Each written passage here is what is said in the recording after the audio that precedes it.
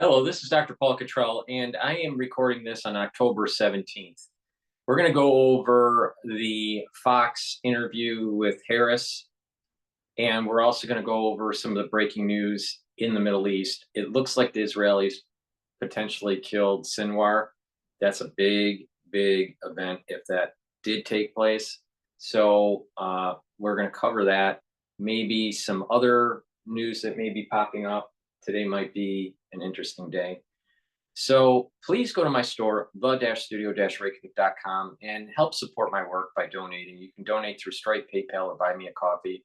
You can also be a paid member to my Patreon channel. It's through your donations and your paid membership to Patreon that allows me to do these videos for free.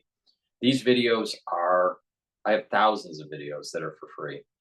And these videos have information in it that helps to improve your health, be able to track the economy, give you my perspective on what's going on international affairs, so you can navigate through some of the crises that are happening in the world.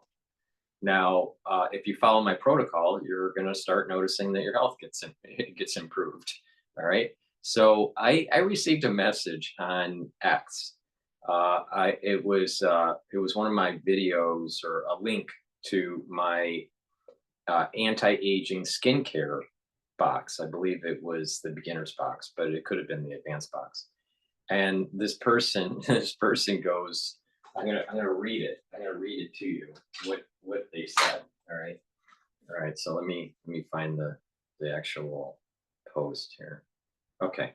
This was my anti-aging skin health advanced box. All right. And in that advanced box, you get structural nanosilver gel, you get the vitamin C, the resveratrol, the collagen, and the C60.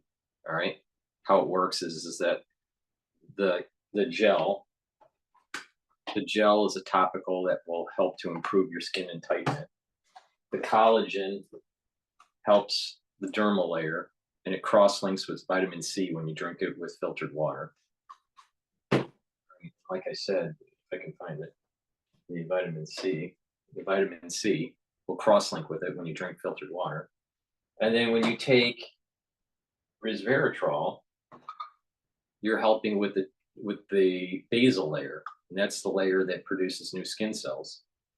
In addition, it also works well when you have a strong antioxidant like C60, and C60 soaks up those free radicals at the basal layer, so the cells that are being regenerated, the cells that are being regenerated from the basal layer will be healthier. So C60 is a strong antioxidant. So that's what's in that skincare package. So this person writes, Lisa Miller is her name. And she goes, "Who cares about anti-aging skin with all the doom you have professed? Seriously." I think I just call it how it is. And so I responded by saying, going to the grave looking your best is paramount. So please go to my store, the-studio-reykjavik.com, and get my anti-aging skin health boxes. You get collagen, you get the structural nanosilver gel, you get vitamin C, and in the advanced box, you also get C60 and resveratrol. They're very high quality products that help to improve your skin and improve your health.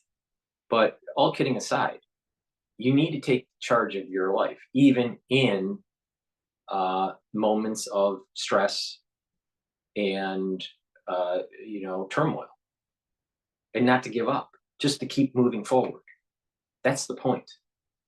Now, if you can't see that, then someone might have a psychological problem. but the thing is the whole point here is that you need to take charge of your health, even in tumultuous times. If you don't, who's going to do it for you? It's that simple. Please go to my store, the-studio-reykjavik.com, and look your best before the end of the world. Now, okay, so let's. I wanted to play what's going on with Sinwar potentially being killed. Let me tell you what $5 means to my campaign.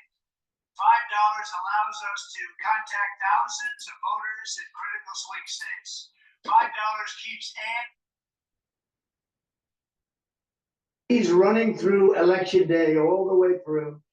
If enough people chip in, $5. Kevin, thank you so much for that report. And you are looking at a post here coming in on X from Jonathan Schanzer. He is with the Foundation for Defense of Democracies. As always, we do speak to them live here on Live Now from Fox. And actually, Enya Corvine with their office will join us here in just about 40 minutes to break down the latest as the IDF is still trying to piece all of this together. Now, Jonathan does say, was the head of Hamas and architect of the 10-7 slaughter finally killed today in Gaza? The channels I track in Hebrew say Yahya Sinwar is very likely dead. The channels I track in Arabic give no real indication either way, and then says confusion.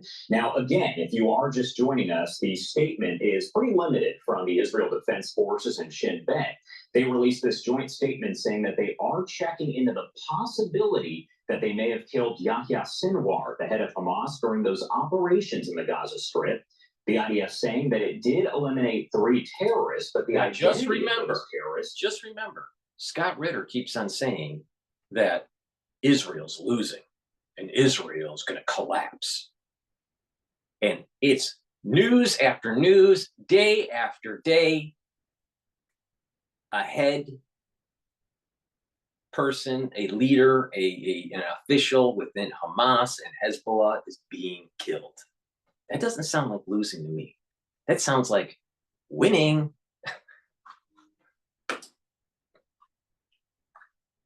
Cannot yet be confirmed. They are trying to piece all of this together as it did just happen not too long ago.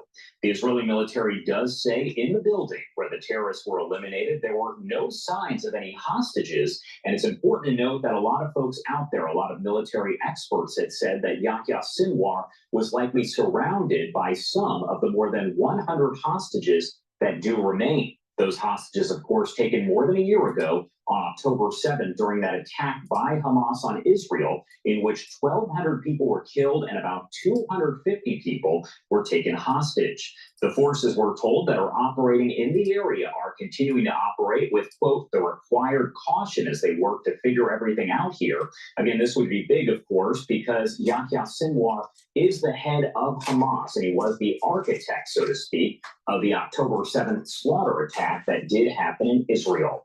Again, as we are waiting for the IDF to provide a little bit more information, we do expect we will hear from their spokesperson in just a little bit. However, not clear if it will only be in Hebrew or if a statement will be made in English. Now, also important to note that Israeli Prime Minister Bibi Netanyahu will also likely speak if it does turn out that Yahya Sinwar is dead.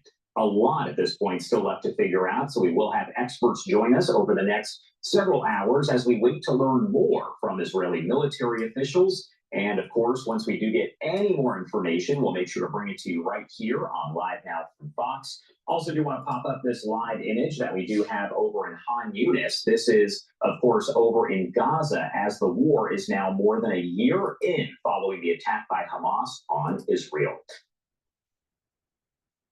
All right, so what I want to do is I want to drop into CNN. We're going to play CNN as this story is developing. This just happened. All right, so please, pay attention as this is developing here. Please go to my store, the-studio-reykjavik.com, and get the structural nano silver gel. This is a dual purpose product. It will help to heal your skin. It will help cuts, abrasions, minor burns much quicker. Why? Because it keeps it clean. In addition, you can use it as a skincare, like I mentioned earlier. You apply it on your skin before you go to bed. You exfoliate in the morning. You'll notice your skin's clearer and tighter, especially around your face. In addition, you can use this to help neutralize pathogens. This is great to use during the cold season. Put it on your hands. It stays active for 5.5 hours or more. Put it around your mouth, around your nose, around your eyes, and around your ears. You can lightly coat your nostrils. By doing that, you're maintaining a mucosal barrier so you don't get sick. All right? It neutralizes pathogens and it's creating a barrier. It's creating a thicker barrier on your skin. So it's harder to contract something. All right? It's that simple. This is way better than Perel. Why? Because Perel is alcohol-based and it evaporates and it doesn't stay active for very long. All right. It does sanitize, but that's it. This stays active for more than 5 hours. And you can put it around your eyes and your nose and around your mouth. You can't do that with Perel. All right. So please go to my store, the-studio-reykjavik.com. Get the structural nano silver gel. You're going to need this during the cold season. Trust me. And then you'll get sick and you're going to go, oh my God, you know, maybe you should have had that in your medicine cabinet. Get the structural nano silver toothpaste. Doesn't have any fluoride in it. Why? Because fluoride makes you stupid. All right. Get fluoride out of your diet. Get fluoride out of your water. It makes you stupid. All right. In addition, this structural nano toothpaste will neutralize pathogens, whiten your teeth, freshen your breath, maintain that and improve your gum line, which is very important as you get older.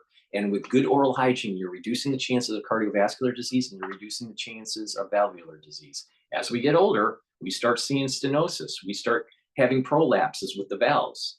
And what happens is you get a little bit of irritation and calcium deposits will start on your valve, your heart valve, or you may get some sort of bacterial vagination that's taking place on the valve.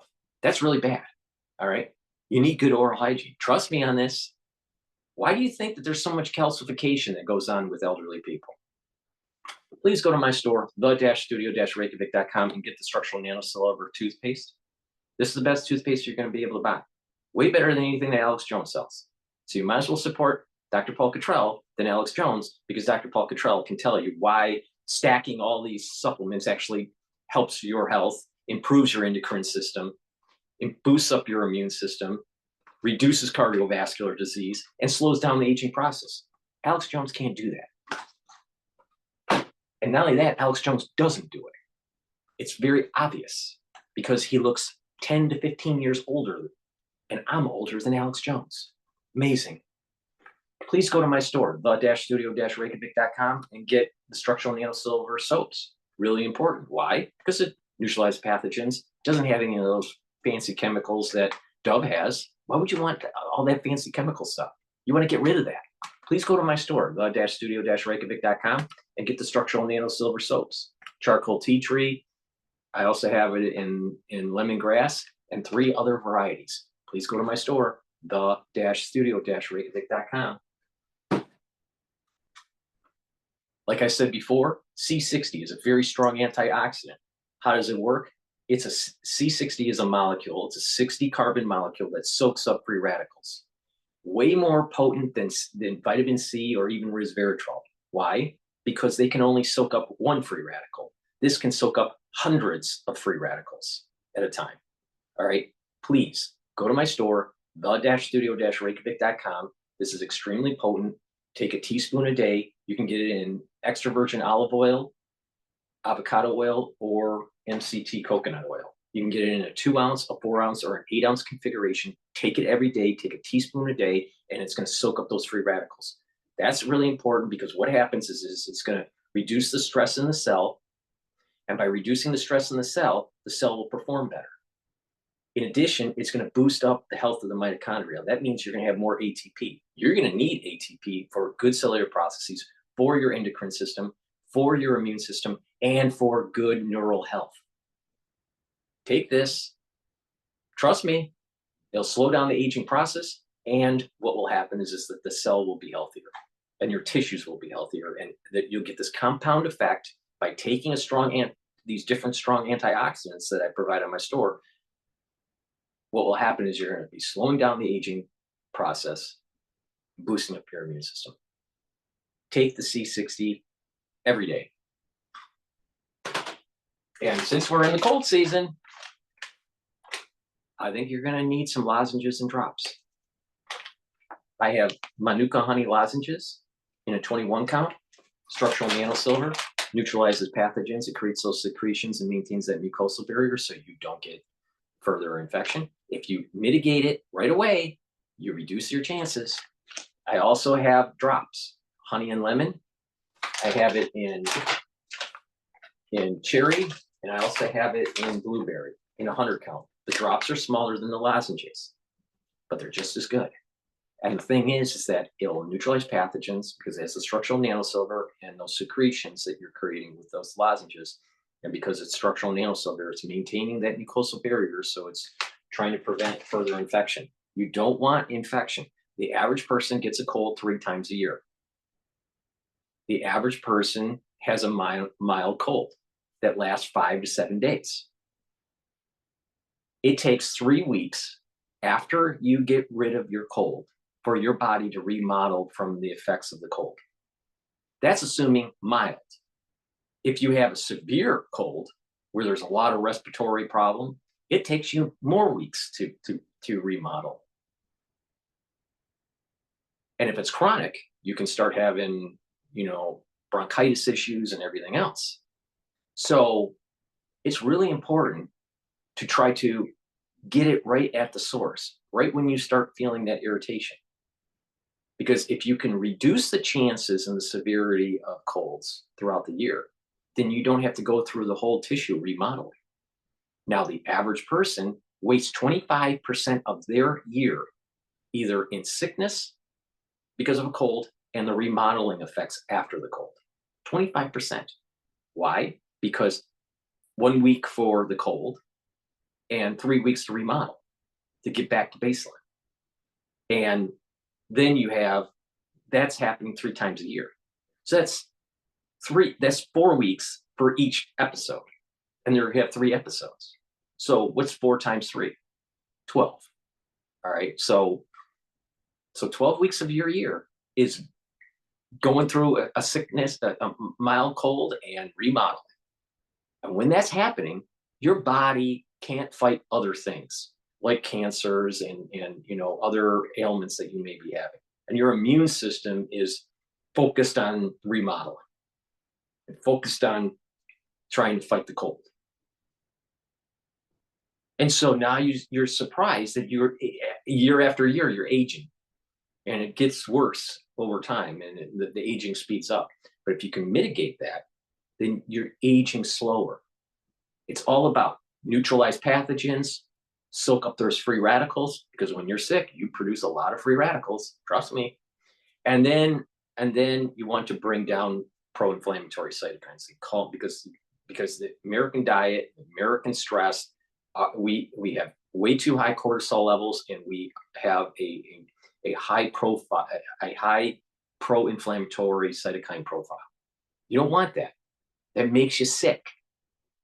Neutralize pathogens, soak up those free radicals, bring down pro-inflammatory cytokines. Really simple to slow down the aging process and boost up your immune system. Now, you can take my advice or not take my advice. I don't really care. But what I say works. So please go to my store, the-studio-reykjavik.com.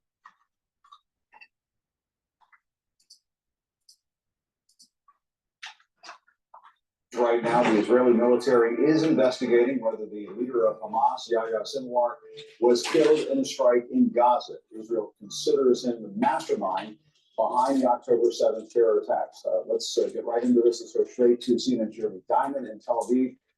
Jeremy, what more are you learning? Well, Jim, this would be an earth-shattering development if indeed it is confirmed. The Israeli military says that they have killed what they describe as 3 terrorists in the Gaza Strip, one of whom they believe may be Hamas's leader, Yahya Sinwar, the mastermind of the October 7th attacks that set off this year-long war inside the Gaza Strip. The Israeli military is saying in a statement that, quote, the identity of the terrorists cannot yet be confirmed. They are also saying that this apparently happened in a building above ground in Gaza, which is extremely notable given the fact that the working assumption had been that Sinwar was hiding in tunnels for much of the last year. They also say that there are, quote, no signs of the presence of hostages in the area.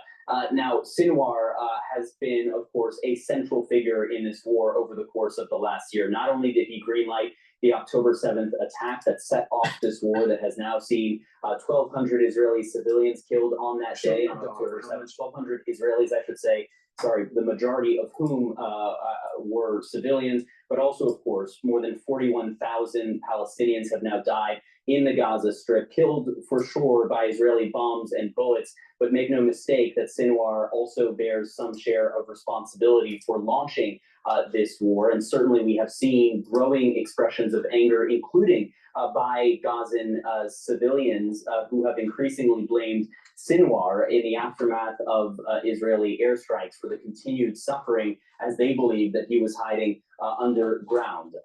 We will see how this actually impacts the continuation of this war, and of course beyond that, whether or not this could perhaps make ceasefire and hostage negotiations easier to actually achieve, or whether instead the chaos that is likely to follow within Hamas following his potential death, whether or not that will make the situation worse. Jim. All right, Jeremy Diamond, keep us posted. Thank you so much. We've got a lot of people to talk to about this. Let me bring in CNN political and global affairs analyst Barak Ravid. Barak, your sense of things right now, obviously, as Jeremy was saying a few moments ago, there are massive implications if Sinwar is indeed dead. Yes, definitely. And I think it's highly likely that he is. There's no official statement by the IDF yet, but all the people I talk to say that he's dead. There are pictures of his body. I think everybody who takes a look at those pictures, it's clear to him that it's him. We're just waiting for the official statement. And, Yahya Sinwar was the mastermind of the October 7th attack. He is the one that decided to do it. He is the one that launched this attack that killed 1,200 people, most of them civilians, kidnapped 250 people. 43 Americans were killed in this attack. 12 Americans were taken hostage. This attack led to the most devastating war in not only in Gaza's history, but in the history of the Palestinian people. With Think more about than this. 40,000 Think people about it. dead. Sukkot just started last night, okay?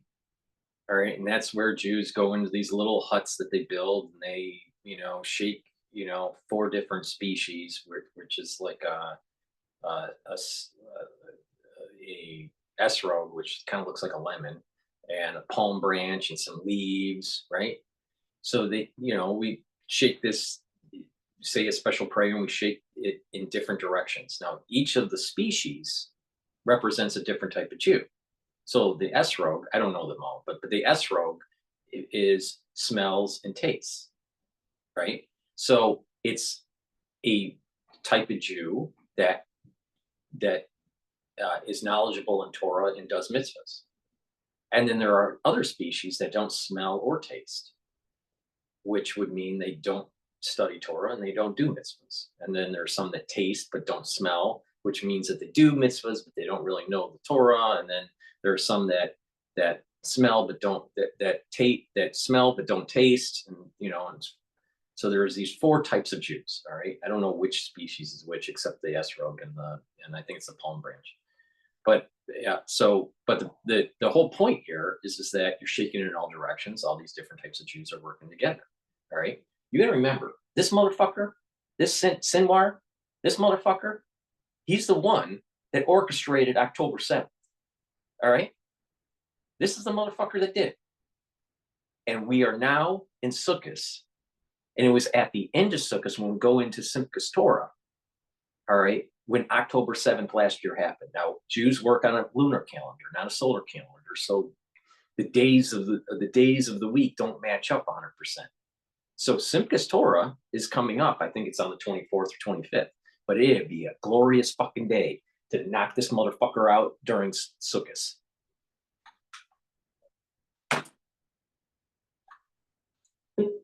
Civilians. And it all happened because of the decision of one man to launch this attack. So I think that this is, again, I still want to say that there's a slightest chance that maybe it's not him, although I don't think so. But, if he is indeed dead, this is a dramatic moment for this war and a dramatic moment for the region. And it opens up the way for hopefully ending the war and moving on a new direction. And Barak, yes, we all remember the horrendous images that came out of the October 7th attack. I mean, it's going to be impossible, I think, for anyone really to erase those images from their minds. anytime soon. And I'm just curious, what kind of pressure does this put on the Israeli government to perhaps wind things down? Is there any appetite with Benjamin Netanyahu, the Israeli Prime Minister, to do just that? What's your sense of that? My sense that Netanyahu waited for exactly that moment, for this, victory picture, at least in Gaza. When you take out Yahya Sinwar, you can say I won, even though Hamas hasn't been wiped out, it still exists. The situation in Gaza is super, super problematic for Israel, and there's no day after, realistic day after plan. But for Netanyahu politically, in Israeli politics, inside his coalition, he can now say, we won. And therefore, we're ready to move on another path, on a hostage deal, on ending the war, on trying to find, a political solution to the current situation, and not just continue on with this perpetual war. Let me bring in CNN's Alex Marquardt. He is in studio with me. Alex, you follow this very. But the thing is that Iran is still supporting Hamas and Hezbollah. Now, Hamas is getting killed. I mean, Hamas is collapsing now. If they got Sinwar, it's going to collapse. Hezbollah is still a problem, and Iran's still a problem.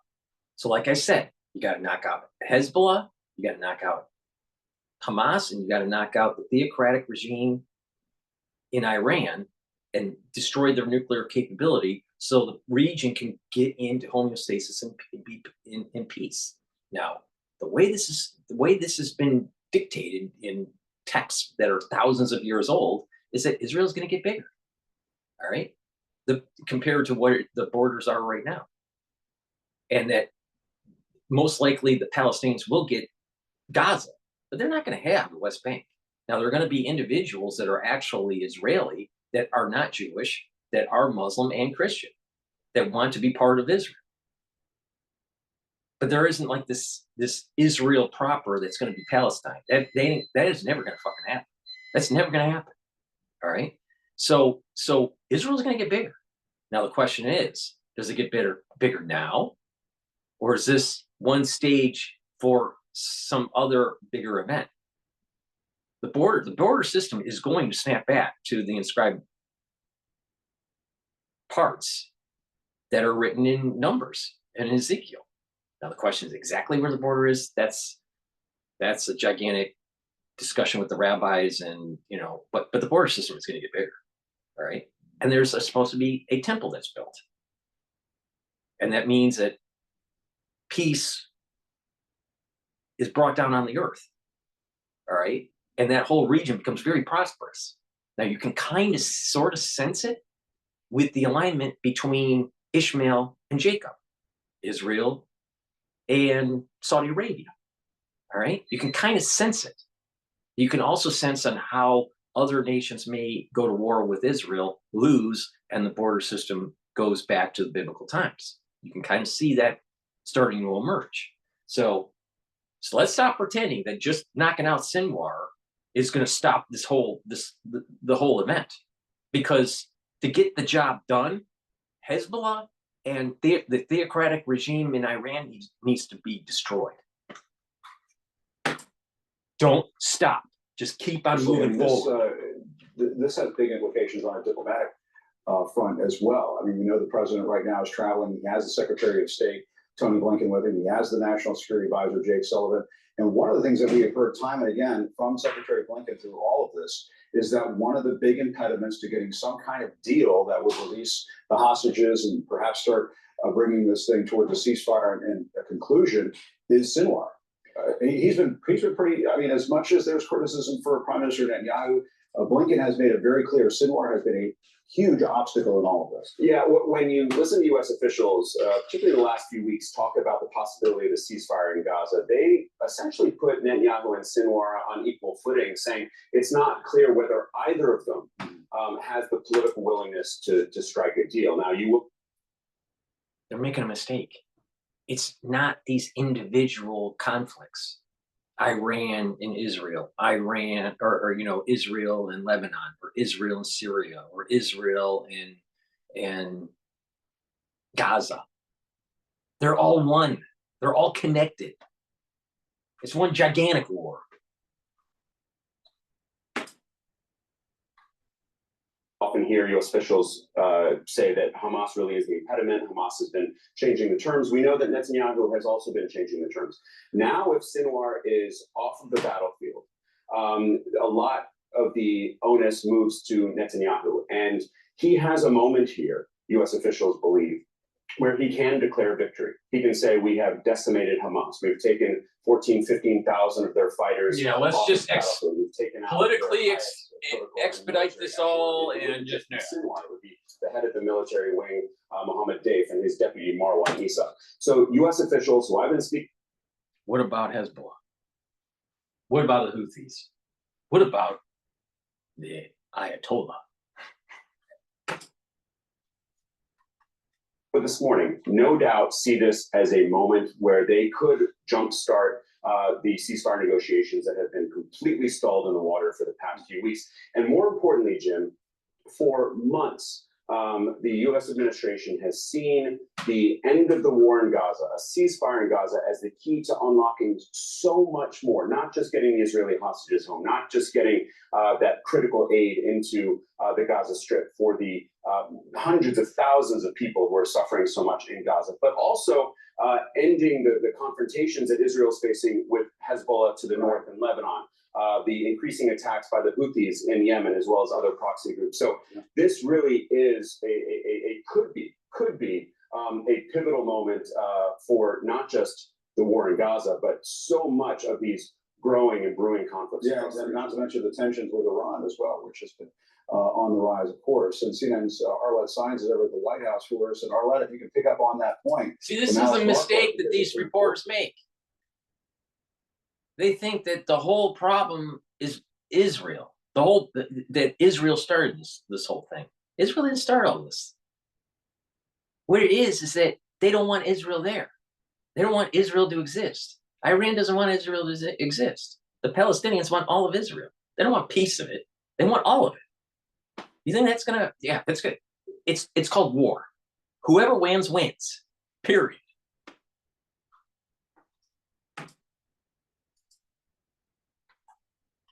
One, Israeli Prime Minister Benjamin Netanyahu has said at the outset of all of this that one of the goals was to crush Hamas. Taking out Sinwar obviously gets him to that goal by and large. What might be the domestic political implications in all of this? It sounds like the White House is saying that they see this as a goalpost for Netanyahu and for the Israelis. Yeah, U.S. officials have long viewed the potential death of Hamas leader Yahya Sinwar as a potential game changer and their best chance to potentially bring an end to this conflict in Gaza, but also trying to tame some of the other tensions in the Middle East. Now, so far, the White House has yet to say anything publicly. They are likely waiting to see if the IDF does confirm that they killed Sinwar in operations within Gaza. But it would have major implications for the Biden administration, as they have spent the better part of the last year trying to find an end to this conflict. Now, officials have long viewed Sinwar as one of the major obstacles to achieving a ceasefire and hostage release deal. Just on Tuesday, National Security Council spokesperson John Kirby had said that there were no fresh negotiations underway and that Sinwar had shown no signs of wanting to have any serious discussions on this matter. So officials will be watching this confirmation if it comes very closely, and also trying to determine what it means not just for the war in Gaza, but also for the broader tension in the Middle East. But it also does come at a time when the situation in the Middle East, and specifically the war in Gaza, has been a major political issue in this 2024 campaign. It dogged President Biden as he was running, and it's now an issue the Vice President Kamala Harris continues to face, as there has been growing discontent among some people, including young voters, Arab American and Muslim American voters, about the administration's handling in this conflict. So we will see how exactly a potential death of Sinwar might play in the political season. But certainly this is something that the White House and officials across the administration will be watching closely. President Biden is on a plane to Germany for about the next 6 hours. He's on that plane with Secretary of State Antony Blinken and his national security All advisor. right, let's go to Al Jazeera and find out what's going on. But as the world goes up in flames, you want to make sure that your skin is nice and pretty. So please go to my store, the-studio-reykjavik.com, and get the collagen. It has a great amino acid profile, as I'm showing on the screen here. This will help with your bones, your skin, your joints, your ligaments, your tendons, your cartilage. Really important. Please go to my store, the-studio-reykjavik.com. Take the collagen every day. You get a big scooper. You mix it with your food. You can mix it with water. Some people mix it with milk. Please go to my store, the-studio-reykjavik.com, and get the collagen peptides. It's a very high quality product. Also, go to my store and get the multivitamin. Multivitamin is really important as cofactors for enzymatic activity.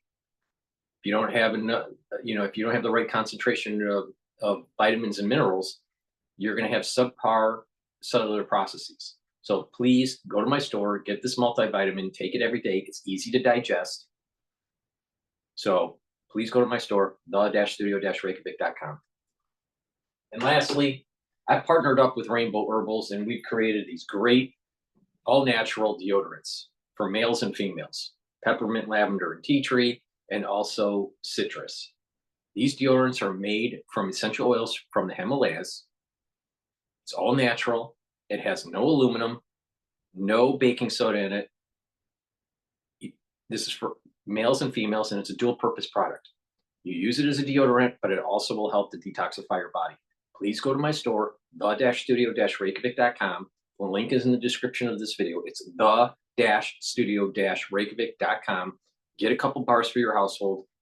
This is a very high quality deodorant made from very high quality ingredients. So please go to my store, the-studio-reykjavik.com.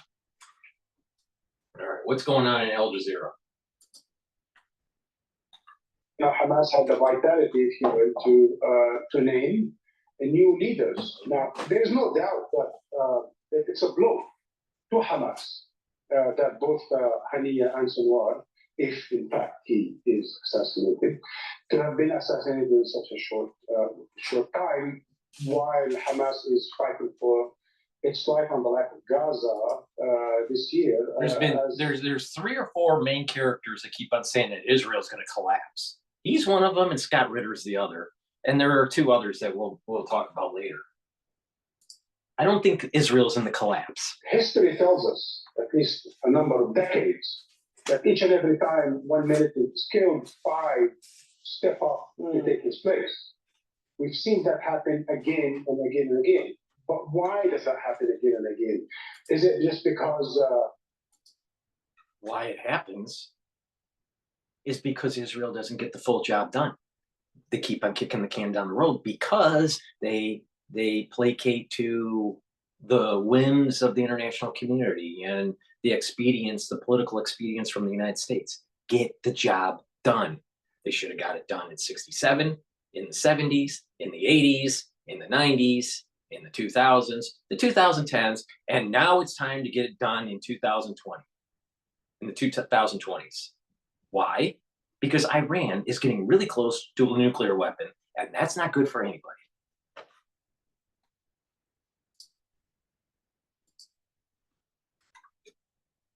The Palestinians, something exceptional about the Palestinians? No, not at all. We've seen that happen in other resistance movements around the world. We've seen that happen through history. In the case of Sinwar, in the case of Hamas, in the case of Palestine, look at the 3 ingredients that made a Hamas leader like him or like Haniya. 1, refuge. They were kicked out of their homeland after 1948, and he was born to a family of refugees in a destitute in the Gaza Strip. That's 1. 2, he lived his entire life, most of his life, since he was 5, he lived under occupation, under a military Israeli occupation, basically all his life. And 3, he spent more than 20 years in Israeli prisons. So imagine, you have this Palestinian character, right? It's not. And he's a bad dude. But Sinwar's a bad dude. Hopefully he's dead. I think he is. But hopefully he's dead. But the Israelis, I think it was when he had cancer or he had some major medical problem, maybe he had an aneurysm, I forgot what it was. They gave medical treatment. So Israel isn't all bad. It's not fictional. It's real, and it's as real as thousands upon thousands of other Palestinians, whether they are Hamas or Hamas. They're born into a family of refugees in Palestinian refugee camps under Israeli military occupation, spent years and years in Israeli prisons. What do you expect of them? And that's because the PLO and their terrorist activities. Do you remember the 80s? Do you remember the 90s? When there were buses being blown up in Europe and in Israel? You remember that? I do. See, the problem is that Hamas is just an appendage of the PLO. Now let's take a look at this. The Palestinians are really Jordanians. All right. Now, the Jordans didn't want them. Why? Because the PLO was trying to overthrow the king at the time. And so he kicked them out. So they've always had a problem because of the terrorist activity of the PLO.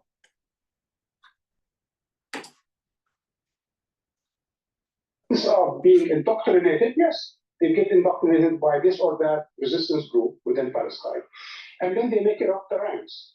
Sinwar, like other Hamas leaders, made it up the ranks and became the head of Hamas. There are, I would say, hundreds after him now that basically pass the same pathway as he did, and will probably be more than happy to take the mantle after him, because in Hamas, as you see, there is a very simple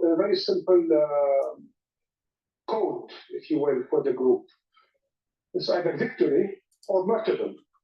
Victory. Now, it's so interesting that the one that's speaking here seems to like living in London, but he loves the Palestinians so much.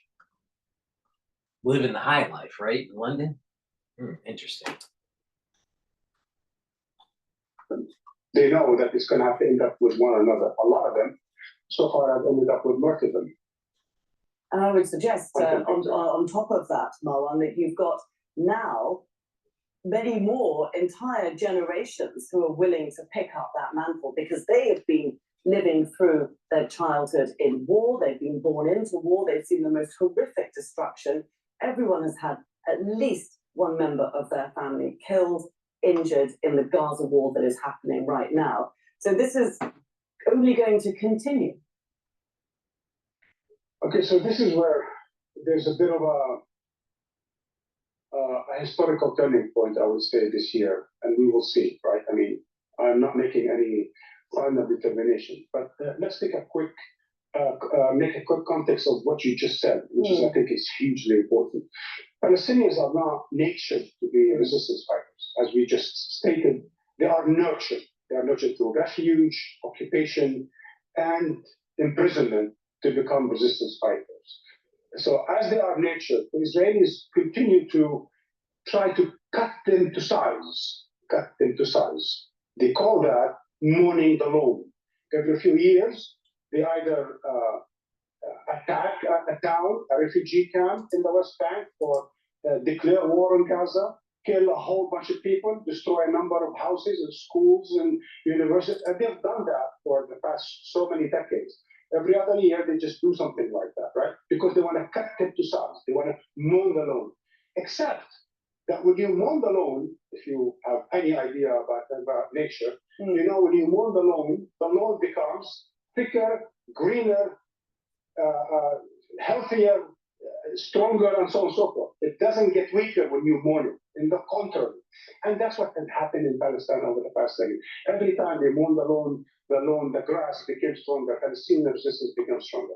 Now, really, why do I say we are at a turning point? Because what this dangerous genocidal Israeli government is trying to do is to say, look, we've tried mowing the lawn for so many years. It's time to burn the lawn.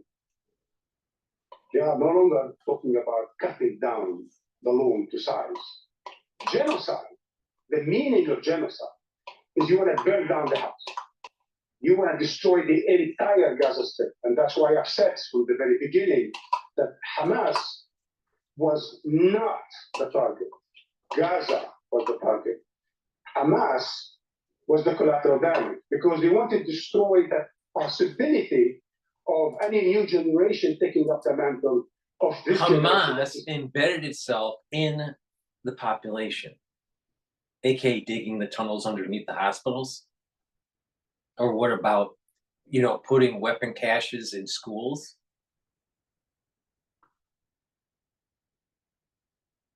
And so you have to go after Hamas. Of course, there's going to be high collateral damage because their mode of operandi is embed themselves in the population. So there's going to be high collateral damage. But he switches it around. The collateral damage is Hamas? What? These people are insane. Hamas? The death of Hamas is collateral damage? It's quite the other way around. Well, he lives in London. Lovely. Killed right, left, and center. So what Israel is trying to do with the support of key allies in the West is to destroy Palestine, to burn it down to the ground so that grass, literally and figuratively, can grow no more. Which is why this has been called a war against children, and also Gideon Levy saying that he believes Israel will stay in Gaza. For the moment, Marwan Bashar, many thanks indeed for joining us there from London. Bashar. Let's just take another look at who Yahya Sinwar is as we continue to cover this breaking news that the Israeli army radio is claiming he has been I want to killed play in Israeli news, Gaza. see if they say He's the anything man about that what Israel they... accused of masterminding the October 7th attacks. He was born in the Khan Yunis.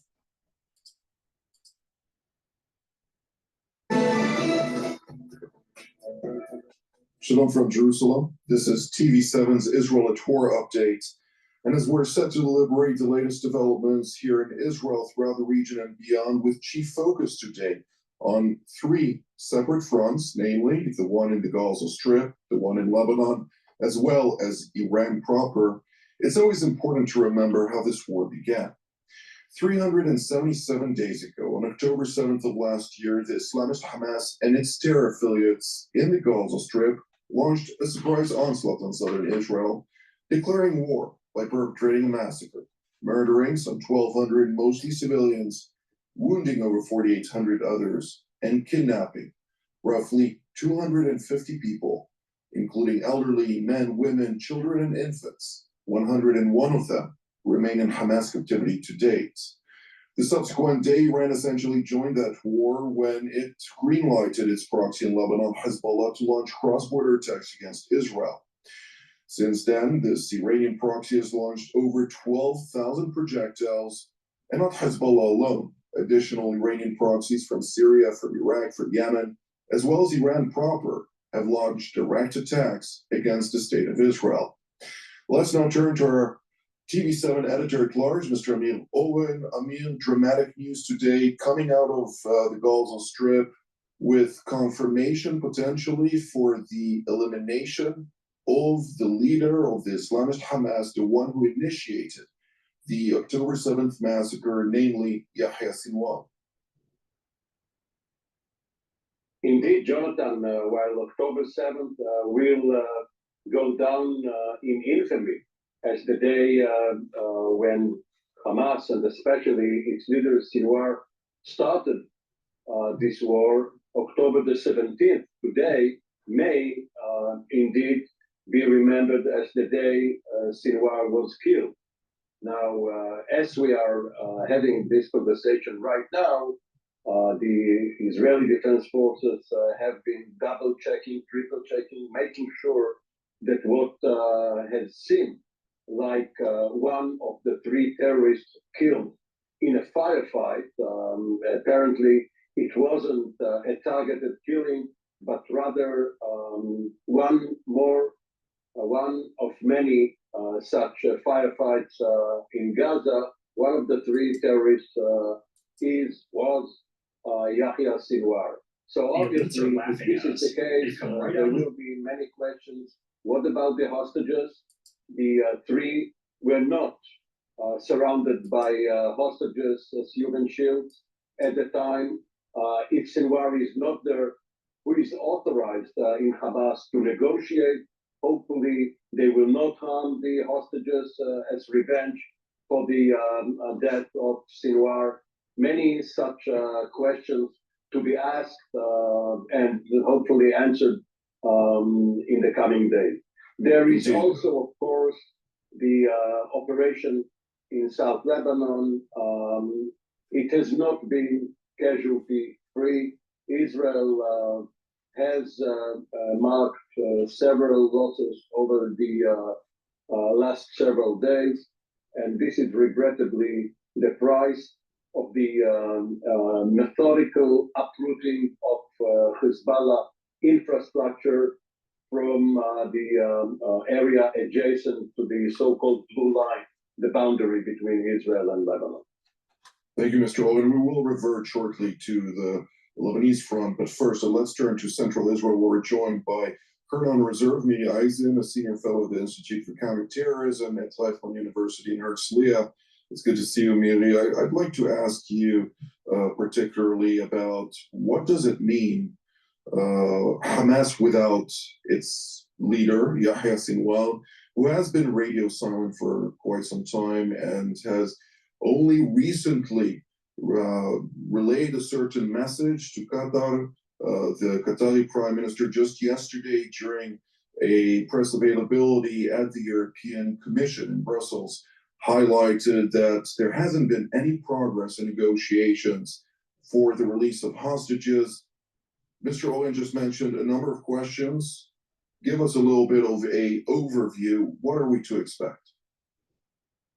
Yahya Sinwar was not just the leader of Hamas in the Gaza Strip. In that sense, he was the mastermind of the October 7th attack, meaning what we've exposed in the different computer material that's been taken out of the Gaza Strip since the Israeli military operation inside the Gaza Strip has shown that this is something that Yahya Sinwar was planning together with a close-knit group of his his brother and other close officials, terrorists. And so when he disappears, Jonathan, I literally, this is different than Hassan Nasrallah in its very odd way, because in this case, this was Yahya Sinwar's attack.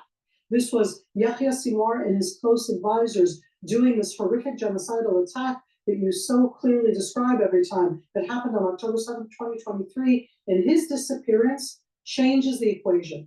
It isn't now suddenly that they say somebody else steps in and makes the decisions. That immediately. If you don't think that I'm right about what the Palestinians want with Israel's land, Sinwar is in a conference here. All right, this is an old recording. He was at a conference. I don't know when, right? Because this is archived. This is archived. All right, now if I can roll back. Hopefully.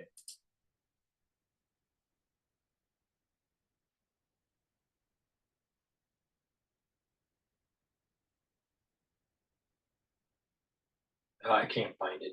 But he walks into a conference room and right up on stage where he's going to sit and talk to the people at the conference. There is a poster that's behind it, and it shows all of Israel being for the Palestinians. See the problem that we have here?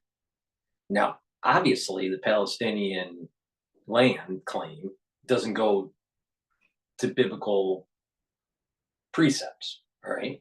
That's obvious, all right? Independent if you like that or not, that's the fact, all right? Biblical precepts say that that land's not the Palestinians. You know, and nor did God, you know, relinquish the claim, you know, the covenant to the UN. So, you know, so the point I'm making is that it's gonna to reach homeostasis, you need absolute war in that region, and whoever wins wins. So the Palestinians, fine. If it's Israelis, fine. But there needs to be war, and you're never going to reach homeostasis until you have all-out war. It's that simple.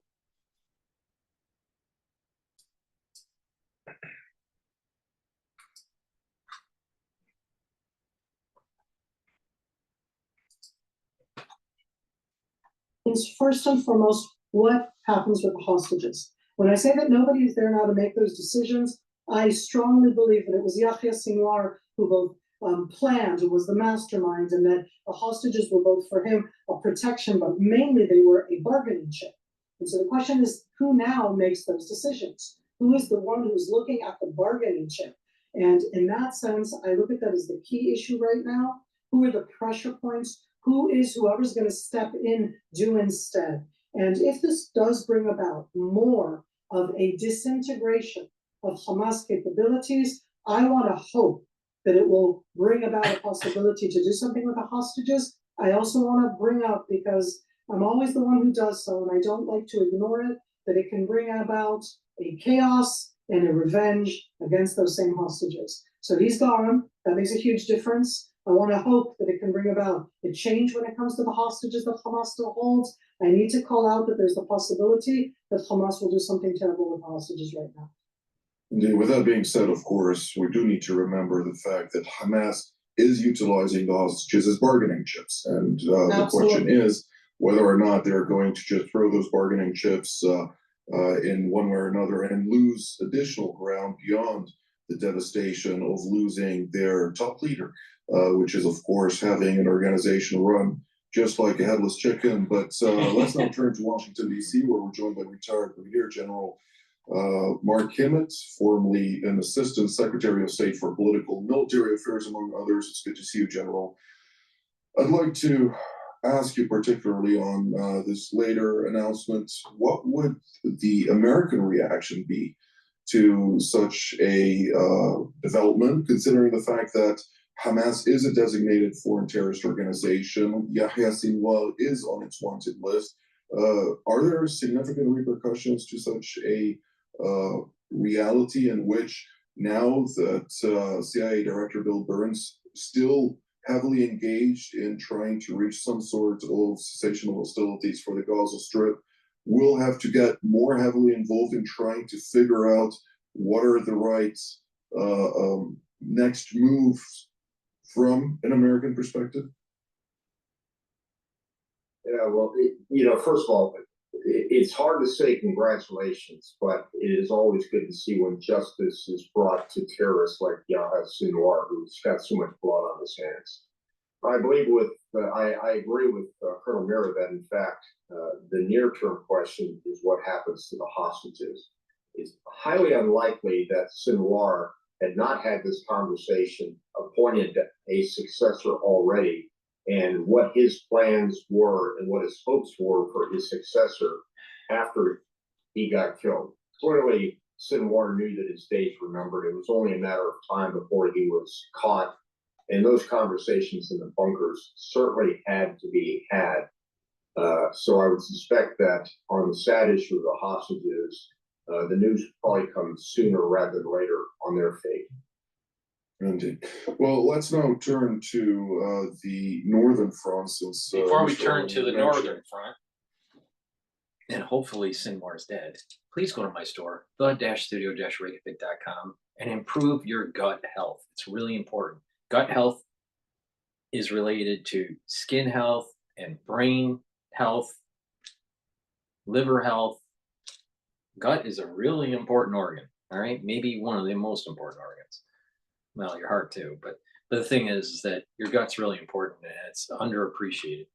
Please take my probiotic. I either have it in veggie cap form or in powdered form, all right? You just saw me eat hummus. I took the powdered form. I just mixed it with my hummus, and I take it in the afternoon. So both are very high quality. Some people prefer the powdered version. Some people prefer just, taking the veggie cap form. But please take either one of these probiotics every day.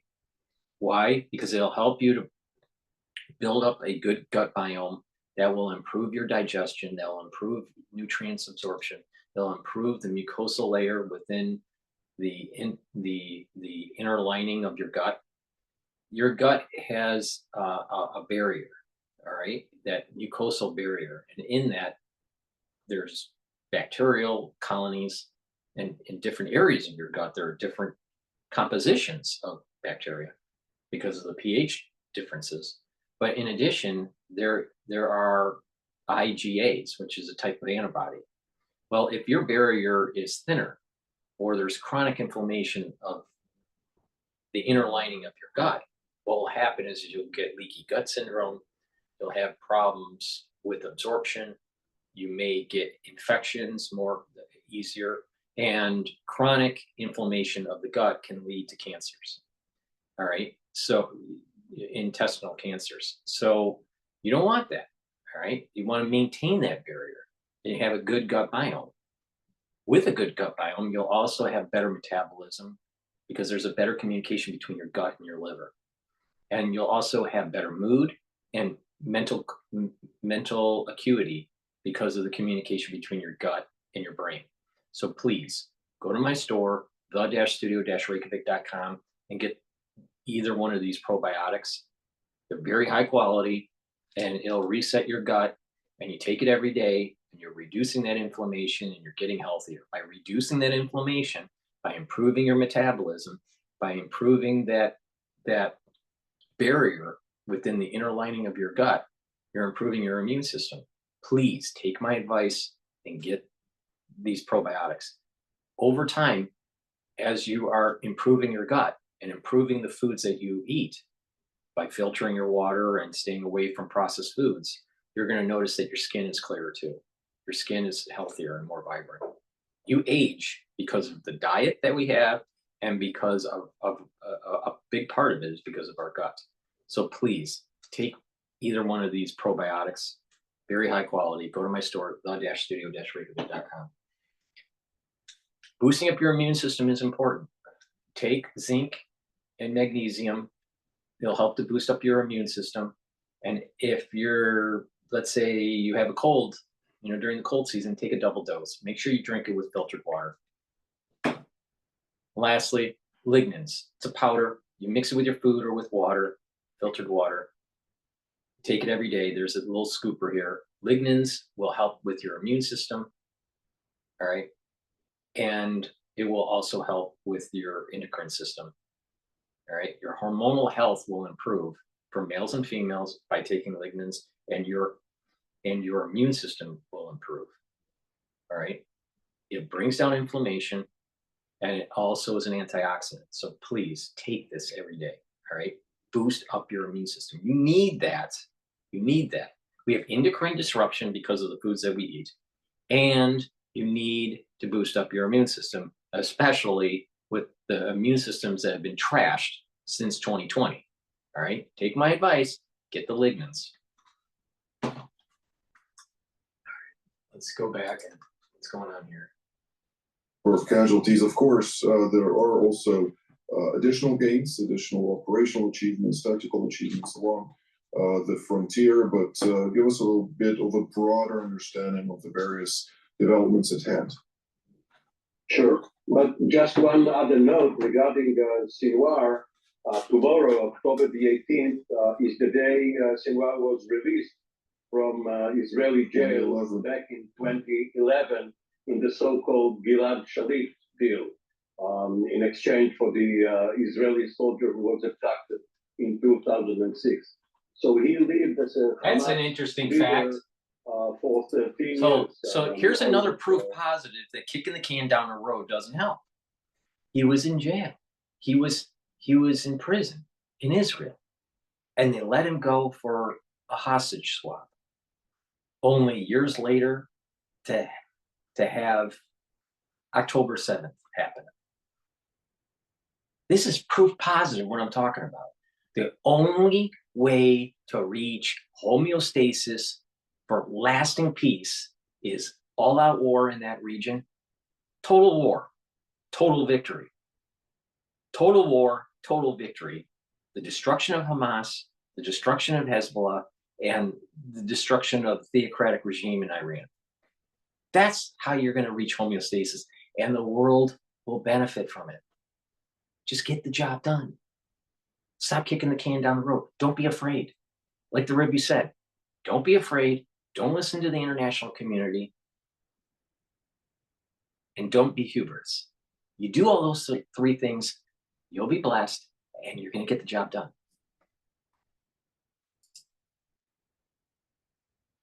To the day. Now, in the north, there are two arenas. One is Beirut and its environs, and the other is South Lebanon, especially south of the Litani. Of course, there are other parts of Lebanon where Hezbollah has been entrenched, or where Iran has tried to transfer weapons and equipment, and Israel strikes those two. But the two important ones are the Lebanese capital, Beirut, and the area adjacent to the Israeli region, the Galilee. In Beirut, after a pause of some 5 days, there has been another strike at an underground facility that Hezbollah had in a residential area. And by the way, it echoed what CENTCOM has announced regarding its attack on Houthi targets in Yemen, including with B-2 bombers. And the message there was, we can come from anywhere, doesn't have to be in the Middle East, and hit underground facilities, no matter how deep and what the depth of the concrete is going to be. So this was Beirut. In South Lebanon, the Israeli Northern Command has been going from one place to another, to villages or so-called nature reserves, finding too many Hezbollah outposts, some above ground, some in apartments and villas, some underground, with a lot of equipment, motorcycles, of course, many munitions, missiles, guns, everything needed for the so-called Radwan force, the assault force, which prepared to spring out of these bunkers a few meters sometimes from the Israeli border and storm the Israeli villages, massacre the civilians there, try to occupy at least a part of Israel, plant their flag, get its picture, and wait for the IDF to push them back into Lebanon. So this particular operation, while not over yet, has been successful in both exposing and eliminating the Hezbollah capability. Indeed. Colonel Eisen, a couple of days ago, Defense Minister Yoav Gallant traveled to the northern front. He was alongside, of course, the Northern Command Commander, Major General Oli Goldin, and they had a comprehensive discussion there with division commanders on the various modus operandi currently undertaken in Lebanon.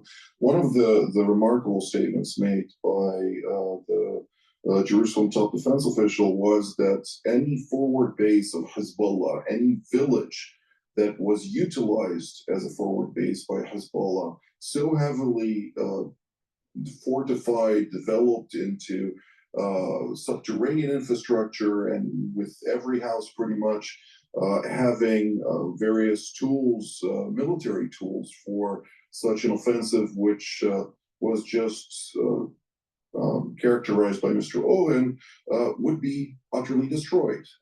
Come yesterday, suddenly we see a entire village being razed to the ground pretty much in the area of Kamala in southern Lebanon, something that, of course, trickled a lot of echo throughout Lebanon, and questions arise. Are we now going to destroy every village along the front lines? In reality, having all those villages, of course, similar infrastructure embedded in pretty much every house? I wonder at this stage along the way what we do in that day after when UNIFIL, the United Nations Interim Force in Lebanon, had an upgraded mandate from 2006 specifically to stop the entrance of weapons south of the Litani River. And what do we do right now with this enormous arsenal upon arsenal of weapons that, as Emil said, are both in open areas and, as you just said, inside towns and villages? I'm going to hope that we do not raise Lebanon. This is not about Lebanon. It is about the challenge of a failed state, Lebanon, that has no responsibility in the eyes of the world for anything, to have existing within it what is a state within a state that has this enormous terror army, and that this terror army is inside towns, villages, underground with all of these locations. I don't know of a right way to do it. I want to hope that we won't do it a wrong way. I do know that as an Israeli living inside my country, south of that, UN blue line, that I cannot live here knowing that a mile, 2 kilometers, 4 kilometers, 10 kilometers north of me are these enormous arsenals of weapons with every single type of weapon you can think of coming in from Iran with Russian letters, with Chinese letters that are just there, and surrounding them, and you haven't mentioned that, are almost 50 United Nations different posts that are throughout southern Lebanon. So I don't see us destroying southern Lebanon. I do see us trying to eliminate as much as the weapons as possible, to try as much as possible to expose it, to try to have the international community that has had all of these forces there all of these years actually acknowledge that they absolutely did nothing to prevent this. 129 both posts and installations of UNIFIL spread out throughout southern Lebanon. Quite significant presence if one expects that this international mandate was supposed to observe and avoid the reality that existed at hand. But General Kimmett, State Department spokesman Matthew Miller, responded to a question on the raising of one of those villages along the blue line. He highlighted that the United According States... to Israeli radio, they're saying that Sinwar was killed. Now, I think that needs further confirmation, but according to Israeli Army radio, it says the Hamas leader Sinwar has been killed. Expects Israel to avoid targeting civilian buildings, albeit they situated above terror infrastructure or military infrastructure, both subterranean and within it. How does the United States expect that actually to happen in practice? Well, first of all, I think that we've had this conundrum, as you have for years and years, that when the terrorists and insurgents, in the case of Iraq and Afghanistan, use protected areas for their military activities, by law and by UN regulations, they lose that protected status. Nonetheless, it never looks good when you're attacking a mosque or you're attacking a village. And that, of course, is one of those where, at least in our military, the target has to be so significant that not only you have to meet the strictures of international law, but you also have to meet the Washington Post test. So it's done reluctantly, it's done infrequently, but when it has to be done, it's done. Jonathan, I'd like to take 30 seconds to observe that strike inside of Yemen, because it is notable for a number of reasons. Number one, they did use B-2 bombers that can go anywhere around the world. Number two, they used weapon systems that could attack deep, hard and deeply buried targets. And number three, they were very clear to announce that in their public press release.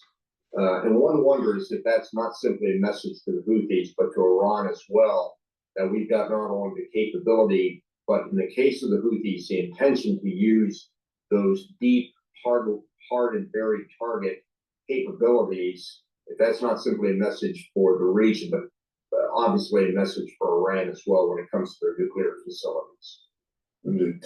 Well, I absolutely believe it was intended as a message to Iran, similar to the strike utilizing a Moab munition against the headquarters of Wilayat Khorasan in the Khorasan region north of Afghanistan, which was a signal to China and other adversaries in the region. Here too, utilizing a B-2 is simply put an overkill to the intended targets, and therefore it does also inform the Iranians that the United States has the capabilities and the tools at its disposal to degrade any infrastructure in Iranian hands. But with that, Mr. Owen, I'd like to ask you specifically. Yesterday, we saw the commander of the RGC, Hussein Salami, come out and declare during a funeral procession of the deputy commander of the Quds Force, who was killed alongside Hassan Nasrallah in Beirut earlier, that he is warning Israel and Israeli officials that the true promise 2, as they refer to the October 1st strike against Israel, was only a warning, apparently, and that neither Israel's aerial defense array nor that of the integration of the THAAD system right now in Israel would prevent Iranian offensive capabilities from penetrating and reaching their targets in a future attack, threatening that any attack jump against to Al Jazeera Iran. here for a second. Being killed in Rafah. What are you hearing there about the possible circumstances surrounding his death? Well, Laura, all what we have heard was completely from Israeli media reports, because in the past few hours, Israeli media reports were the gate of the news, not from the Israeli military, but also from Hamas, from the Gaza Strip. These media reports, had stated that Yahya Sinwar was killed along with 2 other militants inside one of the main neighborhoods of Rafah. They said that the body of that man that was found inside the building was completely matching the features and the description of Yahya Sinwar, and they said that the body has been transferred for examination in Israel, and the test of the result of the test will be within the next 4 hours. It means yet the Israeli military did not confirm whether it was the body of Yahya Sinwar or not. Until now, Hamas movement did not reveal any more details about the incidents in Rafah, or that body was confirmed for Yahya Sinwar or not. But apparently, these Israeli media reports also emphasizing that Israeli officials are saying that 90% of the results will be completely matching the body that is for Yahya Sinwar. But generally, till now, there's no any official confirmation on the ground for that. But the circumstances around the assassination, or what happened in Rafah, is that 3 Palestinian militants were observed and identified inside one of the buildings that in Tel Sultan neighborhood, and the army had been engaged in clashing with those 3 Palestinians. Also, 2 of field commanders were killed in the attack that Yahya Sinwar, as the Israeli media reports, claim that he was inside that building. But till now, Laura, as far as we know, that the situation is still a bit chaotic on the ground. We are still waiting for more confirmation. We cannot say 100% that he was Yahya Sinwar, but the general description matches the general shape of Yahya Sinwar. For Palestinians, Yahya Sinwar is a top military and political leader of Hamas movement. That the assassination, if it's going to be confirmed by the Israeli military, would be a big blow for the all sorts of ceasefire talks to be achievable on the ground, and even would be a big blow also for Hamas movements here inside the Gaza Strip, especially with the assassination of lots of Hamas leaders within the past few months, including Mohammed Deif, which is considered to be, or is considered to be, the top military commander for the military of Hamas, and now Yahya Sinwar is the most second wanted man in the Hamas organization here in the Strip. Tarek, perhaps you can give us an idea as to who might be able to replace Yahya Sinwar. He was a towering figure in Hamas. He was head of the political bureau, he was head of the military as well. Is there any other person in Hamas who is likely to take his place? Well, till now, it's unclear who's going to replace Yahya Sinwar. All right, let's go back to Israeli news here. please go to my store, the-studio-reykjavik.com, and get the resveratrol. This helps get rid of senescent cells. It's an antioxidant, so it's soaking up free radicals. In addition, it helps to support your mitochondria. So please go to my store, the-studio-reykjavik.com, and get the resveratrol. It's part of my anti-aging protocol. I've been taking resveratrol for decades. So please take this resveratrol. It stacks well with C60 and ubiquinol. So please go to my store, the-studio-reykjavik.com. Good night formula. The whole world is up in flames, and some people can't sleep at night. Go to my store, the-studio-reykjavik.com, and get the good night formula. Why? Because this will get you into 3 cycles of REM sleep on average, get you into that deep sleep so you can consolidate memory, filter out toxins out of your central nervous system, and you'll be well rested. And that means that you're mitigating the chances of dementia later down the road. There is a correlation between sleep deprivation, chronic sleep deprivation, and dementia when you get older. Now, it's not the only reason, but sleep is very important. Big part of it is because you need to consolidate memory and you need to detoxify your central nervous system. And it's through that deep sleep and the REM cycle sleep.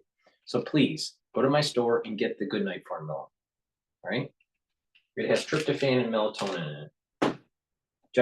Digestive enzyme complex, really important to help break up carbohydrates, proteins, and lipids. All right? In addition, by taking this on a regular basis, you're reducing the load on your pancreas, because your pancreas secretes these enzymes to digest foods. But when we get older, our pancreas isn't as functional. So we want to kind of boost it, reduce a little bit of the stress on the pancreas. Really important as we get older. All right. In addition, this will help for you to absorb nutrients. If you work out, for you to recover better after your workout, take the digestive enzyme complex. In addition, it has proteolytic and fibrinolytic enzymes. Why is that important? Well, proteolytic enzymes will break up glycoproteins, and that was really important in 2020. And it's fibrinolytic because bromelain is in this compound.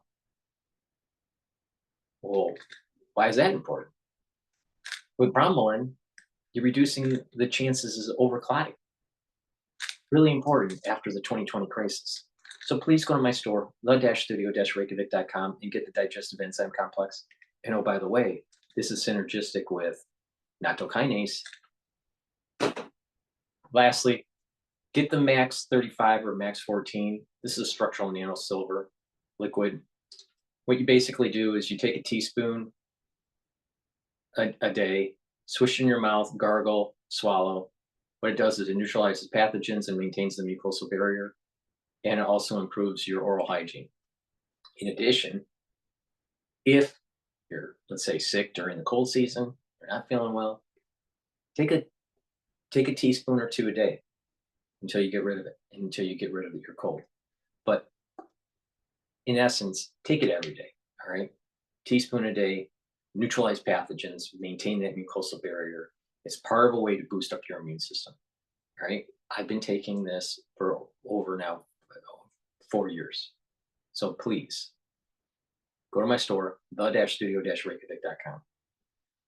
I've been taking it for over 4 years, every day. All right, so let's go to Israel news here.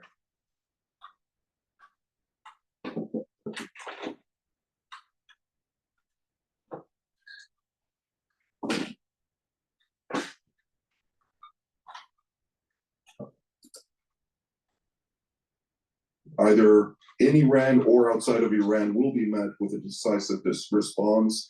Is this yet again a display of sweat, such as we see on Naim Qassem, the Deputy Secretary General of Hezbollah in Lebanon?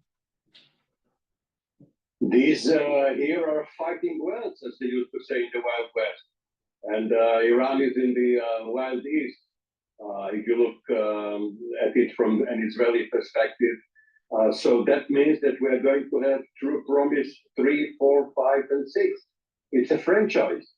So I don't think that the decision makers in Tel Aviv and Jerusalem are too concerned about such declarations.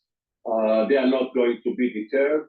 The Sinwar episode might change some minds in Israel because there is no need for two such important developments in the 2.5 weeks before the US election.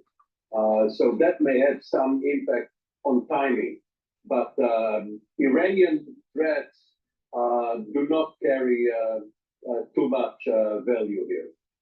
Indeed. Colonel Eisen, in March earlier this year, we heard General Michael Kurilla, the commander of CENTCOM, speaking in the Armed Services Committee of both the House and the Senate, during the course of which he did highlight that the major issue of the Houthis holding a sophisticated or advanced weaponry and munitions is not necessarily the degradation of those munitions or the lacking intelligence to deal with that, but rather the fact that the Islamic Republic of Iran is the core principled source of all those munitions being delivered to the Houthis, and the need to basically block the Iranians from doing so. Was the B-2 strike a potential signal to the Iranians, as also General Kimmett has mentioned rightly? And do you think that that such a message carries any weight in Iran as opposed to the remarks by Salami in Israel? The Middle East is very impacted by actions, not just by words. Words make a difference, ideology is out there. But there's no question that when you take action in the Middle East, that is something that is noted. I think that we, Jonathan, over the years have spoken extensively at the difference between both US rhetoric and US action, and for that matter, of any of the other actors. The United States acted. They acted, as described so eloquently before, in a different way than they have before. That is a message that is understood both in Iran and by the Houthis, and for that matter, by the US allies in Saudi Arabia, the Gulf countries. This is the United States taking action. Is it enough? I welcome this action. I am very one of those who have always said that I feel that we need not to be alone in this. This is not an Israeli multi-front war. We are literally at the forefront for the rest of the world, and I hate being melodramatic about it.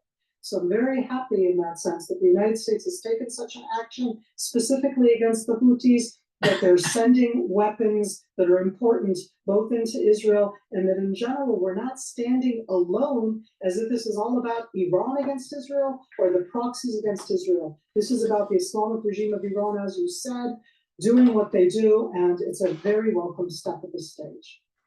Since November 17 of last year, we saw the Houthis join the fight against Israel and the West at large. They are not hiding their intention to target either US, UK, or other partner vessels in the Red Sea or Bab el-Mandeb and adjacent waterways.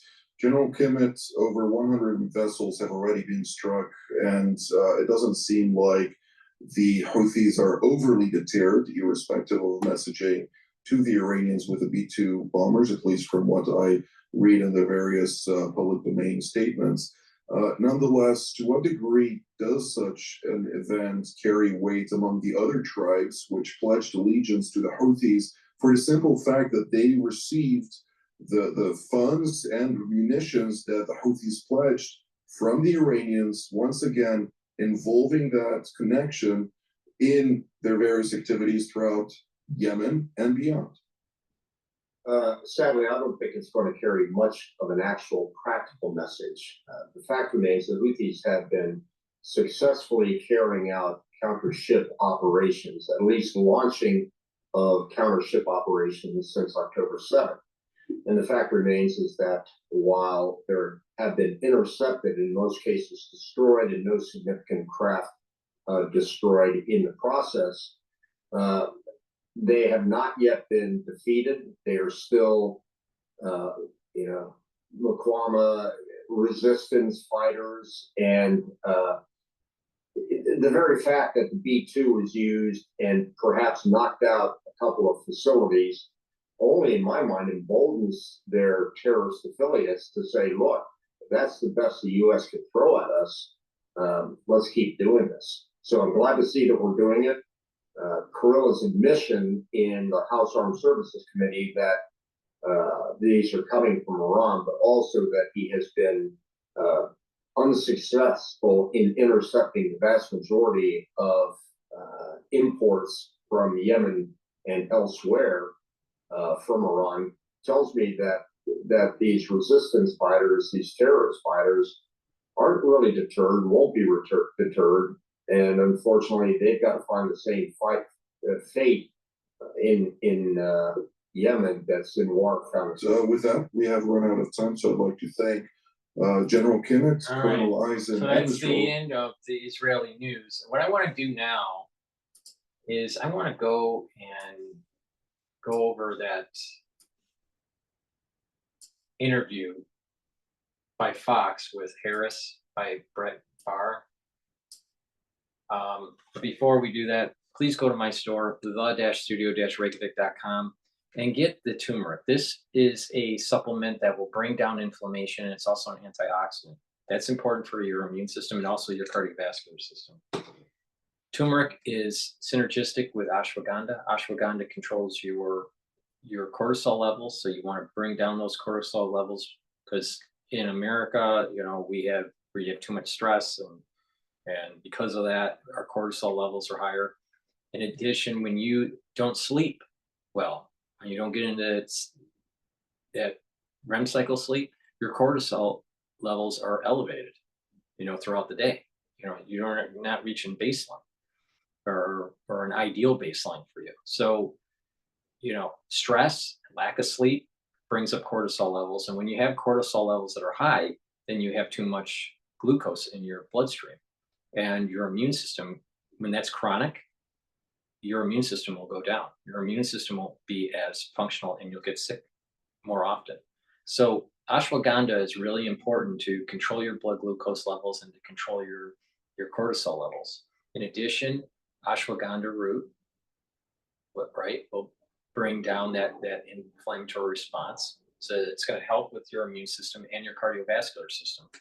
They're synergistic together, right? And that's the reason why these two, with some other compounds, helps to reduce plaque in your arteries if you follow the protocol that I have mentioned. So please go to the store and get the turmeric and the ashwagandha. Vitamin K2, MK7, very important for bone health and also cardiovascular health. Take it with D3. Vitamin D3. NAC is very important to take. I added it to my protocol. What this is a compound that will increase your glutathione levels. Glutathione is very important to soak up free radicals. It's a different pathway to soak up free radicals. This is synergistic with C60. All right, so you're soaking up those free radicals, and that's really important for boosting up your immune system and also slowing down the aging process and reducing stress on the cell so the cell performs better. So NAC will boost up that glutathione level so it soaks up those free radicals. It also helps to detoxify your liver and your kidney, especially when you take acetaminophen. In addition, NAC will help to get your body to reduce the anxiety. Or there are people that have anxiety issues. NAC can help with that. And by going into a more calm state, your body is in parasympathetic mode. When you're in parasympathetic mode, then what happens is your body can heal and be calm, and you're going to have lower cortisol levels. That's really important. And by being in parasympathetic mode, your body is healing and your immune system can get back up to proper levels in terms of response. If you're in sympathetic mode, then you're stressed out, cortisol levels are high, and your immune system, because of it being chronic, your immune system will go down. So please take NAC, get those glutathione levels up, soak up those free radicals, detoxify your liver and your kidney, especially if you've been taking acetaminophen because of headaches or pain or whatever. In addition, NAC helps with anxiety. So please go to my store, the-studio-reykjavik.com. Omega-3 helps with your cardiovascular health. This will bring down LDL levels and increase your HDL levels. Really important. Why? Because people that have high LDL levels and high free radical levels, well, what happens is that your LDL will oxidize. And when you have LDL that's oxidized, that builds up plaque, especially if you have inflammation within your vascular system. So you want to mitigate that. You want to try to prevent building up new plaque and reduce the plaque that has been built up. So please take omega-3, bring down your LDL levels, increase your HDL levels, and omega-3 is really important to prevent those red blood cells from sticking. Very important. This is synergistic with nattokinase to prevent overclotting, all right? Which is a big problem since the aftershock of 2020. So pay attention to me. I am the most comprehensive on covering and how to mitigate some of the problems of the 2020 crisis and the aftershock of the 2020 crisis. Nobody is more comprehensive than I am. Nobody. So please go to my store, the-studio-reykjavik.com, and get the omega-3, help with your cardiovascular health, and this is synergistic with nattokinase. All right, let's play. All right, so Israeli police are examining dental images and DNA evidence to determine whether Sinwar was killed. So we'll see. We should be knowing soon here. All right, let's go to the actual interview by Fox with Harris.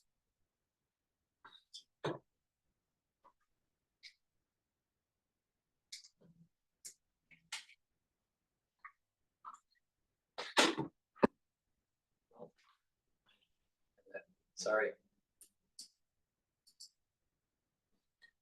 President, thank you for the time. Thank you. It's good to be with you, Brett.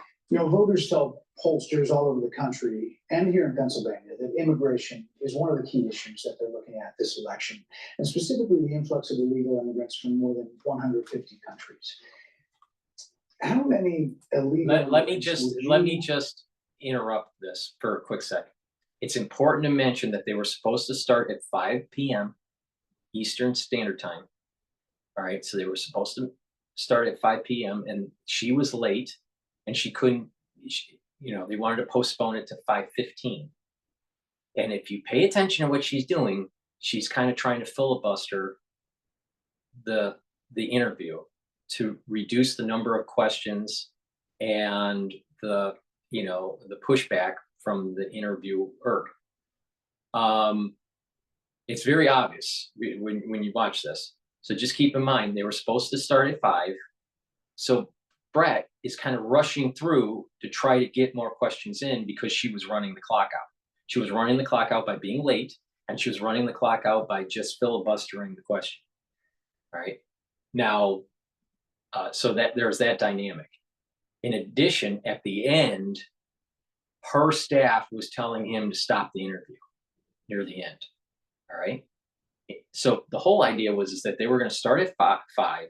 They were going to do 30 minutes, and then they would be able to take that package that was unedited and show it on Fox at 6 o'clock. She shows up at 5:15, tries to filibuster. I believe the interview was about 26 minutes or so. And Fox was having problems being able to package for the 6 o'clock showing. All right.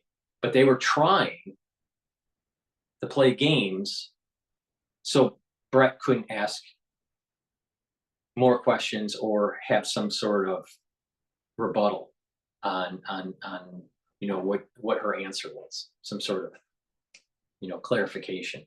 So with that said, the Harris campaign was playing games. All right, they were playing games with what was going on here. That's obvious. Now let's begin. Estimate your administration has released into the country over the last 3.5 years? Well, I'm glad you raised the issue of immigration because I agree with you. It is a topic of discussion that people want to rightly have. And you know what I'm gonna talk about. Yeah, but do you, right just now, a which number, do you think it's 1 million, 3 million? Brett, let's just get to You know what Okay, I'm going to talk. go You know ahead. what I'm going to talk about. Let's just get to the point. She doesn't want to get to the details. She doesn't want to the what are the numbers. All right. Now you got to remember, she was already 15 minutes late. She was already 15 minutes late. And you know what I'm going to talk about. See, she didn't even get to she couldn't even answer. I'm not even 40 seconds into this damn interview, and she's already screwed up. I'll tell you, she is an empty suit, a total empty suit that's been elevated because of DEI. And who you know, and you know, putting her knees on the ground and doing things with her mouth.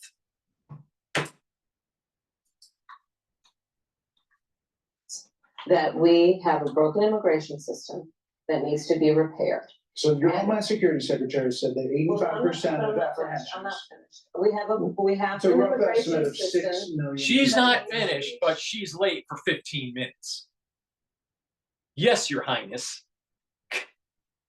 That and what you see in 54 seconds is exactly what people on her staff are complaining about. She's not prepared. She thinks she's Queen Latifah. She's holier. She thinks she's holier than thou. And everyone needs to pay attention to what she has to say.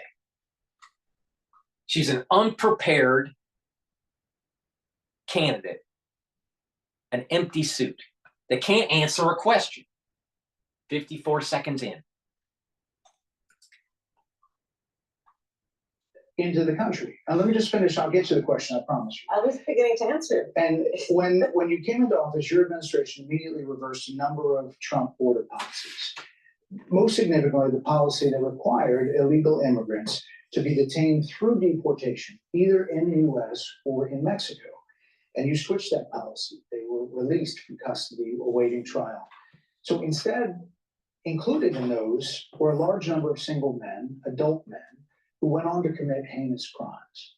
So, looking back, do you regret the decision to terminate Remain in Mexico at the beginning of your administration? At the beginning of our administration, within practically hours of taking the oath, the first bill that we offered Congress, before we worked on infrastructure, before. See, she keeps on running the clock.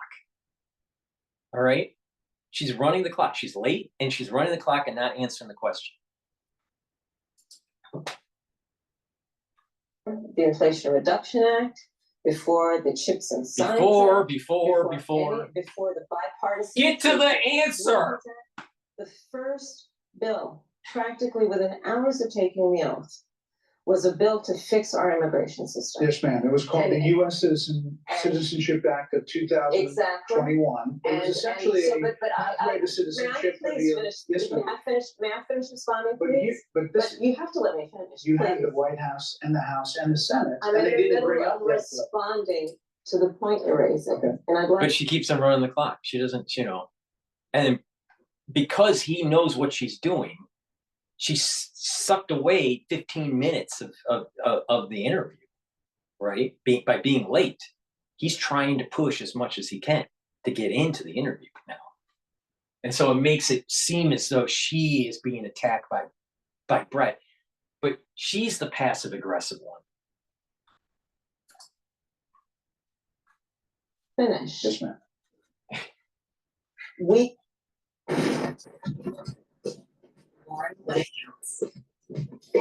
Architects. You know, the problem with I her. bet you didn't know this. In North Gaza, after the conflict, some families are so hungry they tie rocks around their waist. The problem with her, the problem with Kamala, you know, she just wants to do run-on answers. It just runs on and on and on and on. It doesn't answer anything. Recognized from day one that, to the point of this being your first question, it is a priority for us as a nation and for the American people. And our focus has been on fixing a problem. And from day one, then, we have done a number of things What are they? To address our asylum system and put more resources, getting more judges. What we needed to do to tighten up penalties and increase penalties for illegal crossings. What we needed to do to deal with points of entry between border entry points. That's the work we did, and we worked on supporting what was a bipartisan effort, including some of the most conservative members of the United States Congress, to actually strengthen the border. That border bill would have put 1,500 more border agents at the border, which is why I believe the Border Patrol agents supported the bill. It would have allowed us to stem the flow of fentanyl coming into the United States, which is a scourge affecting people of every background, every geographic location in our country, killing people. It would have allowed us to put more resources into prosecuting transnational criminal organizations, which I have done as the Attorney General, former Attorney General of a border state. Madam Vice President, a couple of things. Prosecuted trafficking of drugs, guns, and human beings. And Donald Trump, but let me just finish. Six Democrats voted against that bill. Learned about that bill and told them to kill it because he preferred to run on a problem instead of fixing a problem. And in this election, this is rightly a discussion that the American people want to have. And what they want are solutions. And do you notice that your hair is parted to her right side to cover her ear more than her left? Why is that? I wonder. Those are some big earrings. I wonder if there's a chick in those. The United States was not playing political games with the issue, I hear you. but actually is focused on fixing Six Democrats voted against that bill. It would have allowed 1.8 million illegal immigrants into the country a year. A lot of conservatives had a problem with it. These are the six Democrats. But more importantly, back to the original premise, Jocelyn Mungari, Rachel Morin, Laken Riley, they are young women who were brutally assaulted and killed by some of the men who were released at the beginning of the administration, well before a negotiated bipartisan bill. Former President Clinton actually referred to Laken Riley Sunday campaigning for you in Georgia, saying if those men had been properly vetted, Laken Riley probably would not have been killed. So if it wouldn't have happened, this is well before any negotiation. This is well before Donald Trump got involved in the politics. This is a specific policy decision by your administration to release these men into the country. So what I'm saying to you, do you owe those families an apology? Let me just say, first of all, those are tragic cases. Of course. There's no question about that. Then why are you mentioning? There's no question about that. See? And I can't imagine mention. the pain that the families of those victims she's have running the clock out. Running the clock a out. loss that should not have occurred. So that is true. It is also true that if a border security had actually been passed 9 months ago, it would be 9 months that we would have had more border agents at the border, more support for the folks who are working around the clock, trying to hold it all together Madam Vice President, to ensure that no future harm would occur. And this election in 20 days will determine whether we have a president of the United States who actually cares more about fixing a problem, even if it is not to their political advantage in an election, because there was a solution. Trump basically said, once he's president, he's going to deport. The solution solved. You don't need more laws. The laws are already on the books. Brett. Madam Vice President, it was a policy decision in the early part of your administration. I will let one of the mothers talk about it. Take a listen. Because of the Biden-Harris administration open border policies catch and release, they were enrolled in the Alternatives to Detention program. This meant that they were released into the United States. It was not even a full 3 weeks later that they would take my daughter, Jocelyn Nungari's life. I believe the Biden-Harris administration open border policies are responsible for the death of my daughter.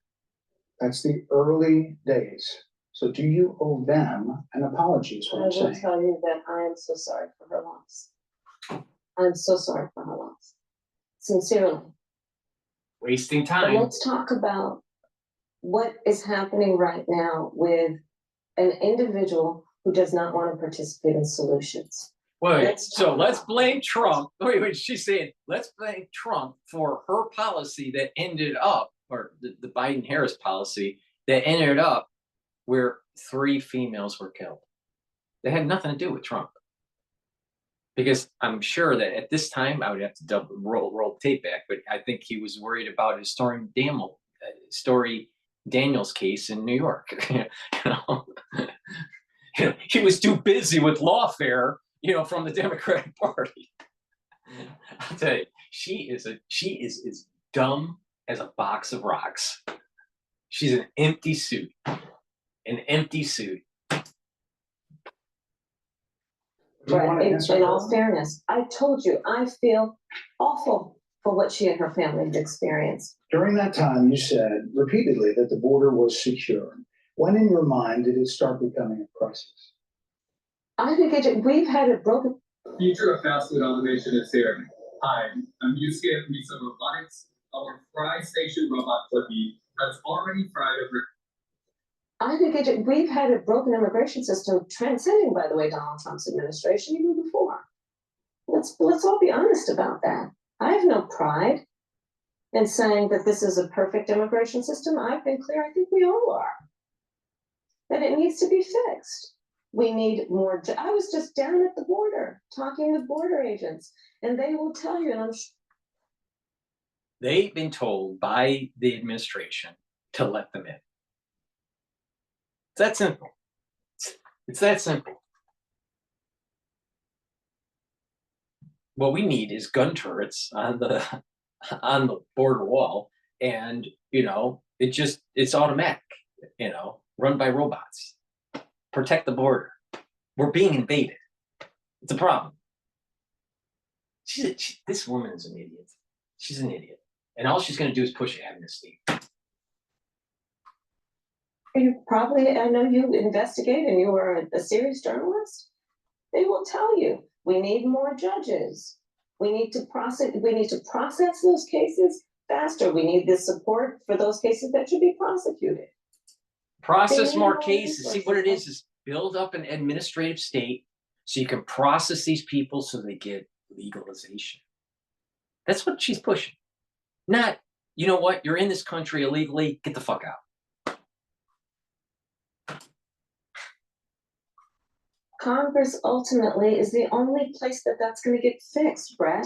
Well, that's how the system works. That's the premise of this question. But There that's were how the 90 system plus works. executive orders that were rescinded in the first days. Many of those were Trump border policies. I'm not going to stay here because there's other things to talk about, but you frequently talk to the Border Patrol Union for support of that bipartisan bill, and they did.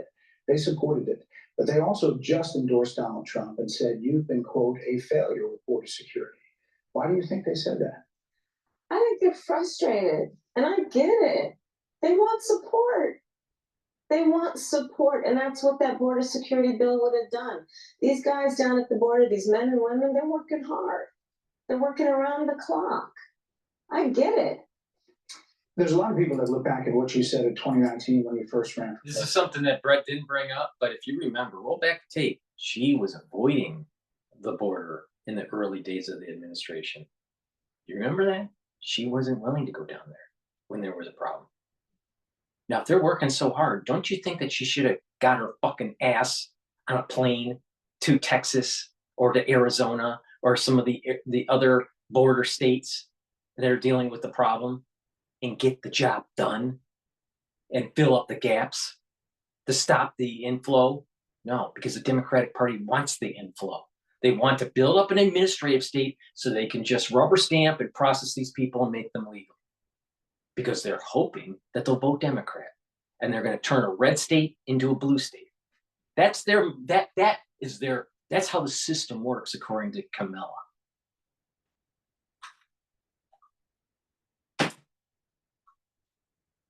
And there have been changes, and you've talked about some of them. When it comes to immigration, you supported allowing immigrants in the country illegally to apply for driver's license, to qualify for free tuition at universities, to be enrolled in free healthcare. Do you still support those things? Fuck no. Listen, that was 5 years ago, and I'm very clear that I will follow the law. I have made that statement over and over again, and as Vice President of the United States, that's exactly what I've done, not to mention before. They should not get these freebies for for being here illegally. No, no. What about supporting our veterans that had their legs blown off because because of roadside bombs in Iraq and Afghanistan? What about our elderly and taking care of them? You take care of your own first. Fucking A. That's the case. You chose a running mate, Tim Walz, who governor of Minnesota, who signed those very things into state law. So do you support that? We are very clear, and I am very clear, as is Tim Walz, that we must support and enforce federal law, and that is exactly what we will do. So support and enforce federal law, but we're in the process of trying to change the federal law so we can play games. Oh, thanks for telling us that. Maybe I need to run for president to save this country. I don't know.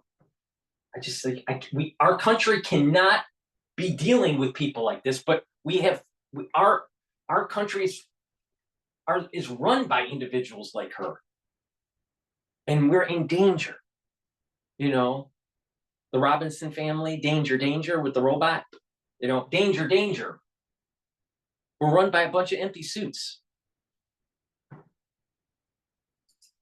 God, she's an idiot. She said in 2019. I do not believe in decriminalizing border crossings, and I've not done that as vice president. I will not do that as president. So these are evolutions that you've had. That's a total lie. She wants to decriminalize it. You kidding me? It's the whole Democratic Party. But let's be very clear. Let's be very I'm the clear. only person who's running for president who was prosecuted. So what? Transnational criminal organizations, from the Sinaloa cartel to the... Trump is the only candidate running for president that actually has run a business. Lahara cartel, to people who have trafficked in guns, drugs, and human beings. I have spent a significant part of my career going after people who present a threat to the safety of the American people and cross our border with the intent of doing us harm and cross our border illegally. And I will do that. And Trump is the only presidential candidate in this election cycle, right, that actually has built businesses and understands that there are expenses and revenues, and you have to have budgets, and you have to have a profit, and you have to worry about cash flows.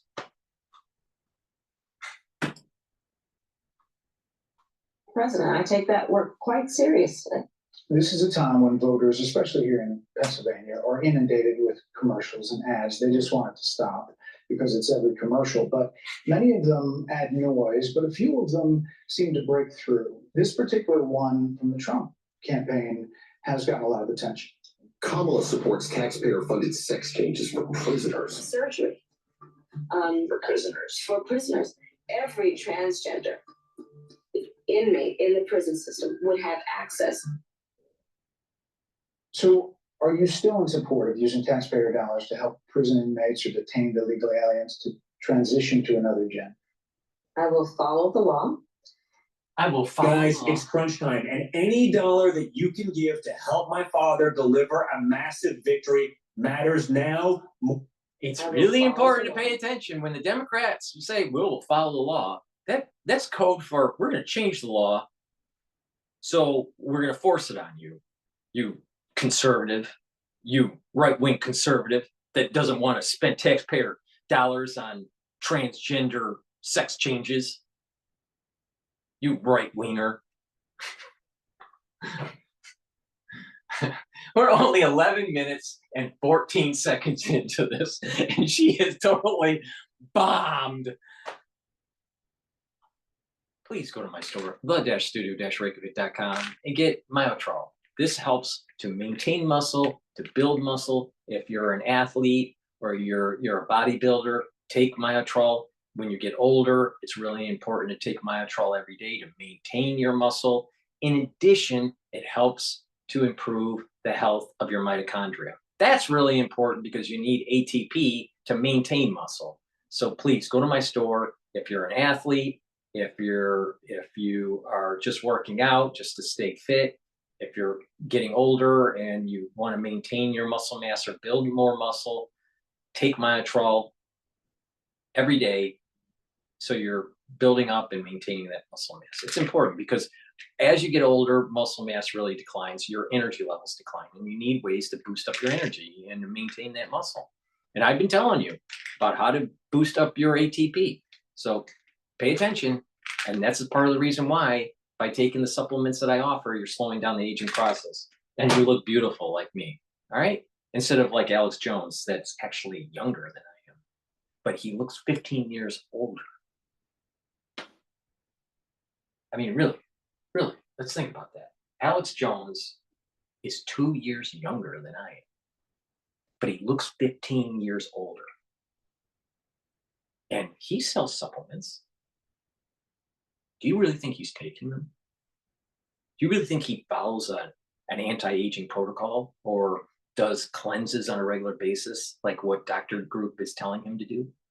I don't think so, because the proof is in the pudding. He's too fat. He's lost all his hair. And he's aged a lot.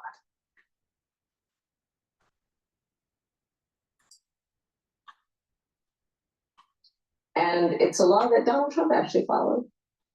You're probably familiar with, now it's a public report, that under Donald Trump's administration, these surgeries were available on a medical necessity basis to people in the federal prison system. And I think, frankly, that ad from the Trump campaign is a little bit of like throwing, stones when you're living in a glass house. The Trump aide said that he never advocated for that prison policy and no gender transition well, surgeries you know what, you gotta happened take during responsibility for what his happened in presidency. your administration. Yeah, no surgeries happened in his It's presidency. in So black and white. would you still advocate for using? All right, that so technology? wait, this is an important piece here. On 11:54, 11 minutes and 54 seconds into the interview. Let me repeat, 11:54 seconds into the interview, she's saying that you have to take responsibility of your administration. But yet she's not taking responsibility for what happened at the border.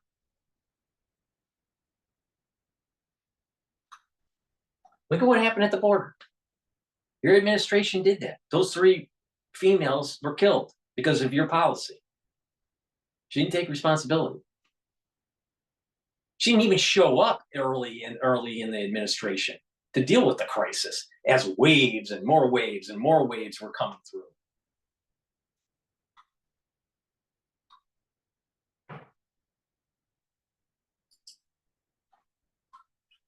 I will follow the law, just as I think Donald Trump would say he did. You would have a say as president. Like I said, I think he spent $20 million on those ads, trying to create a sense of fear in the voters because he actually has no plan in this election that is about focusing on the needs of the American people. Whereas at $20 million on that ad. It's total bullshit. I mean, the issue that's total bullshit. When he was being interviewed on Bloomberg, which is not pro-Trump at all, but what was interesting is the crowd was pro-Trump. The business owners, that was the amazing thing. That Bloomberg as an organization is not pro-Trump. They are orange man bad. All right. Why? Because they're pro-globalism. And you had business owners, small to medium-sized business owners in the crowd at the Chicago Economic Club. And there were many people that were for Trump in that crowd. And that was the surprising factor. And he goes into detail through storytelling on why tariffs and his economic policies and tax and reduction in taxes and bringing back manufacturing is so important to what America needs. And he had an hour interview, not knowing any of the questions, with a hostile, organization like Bloomberg. For him, it's hostile to him, and he hit a home run.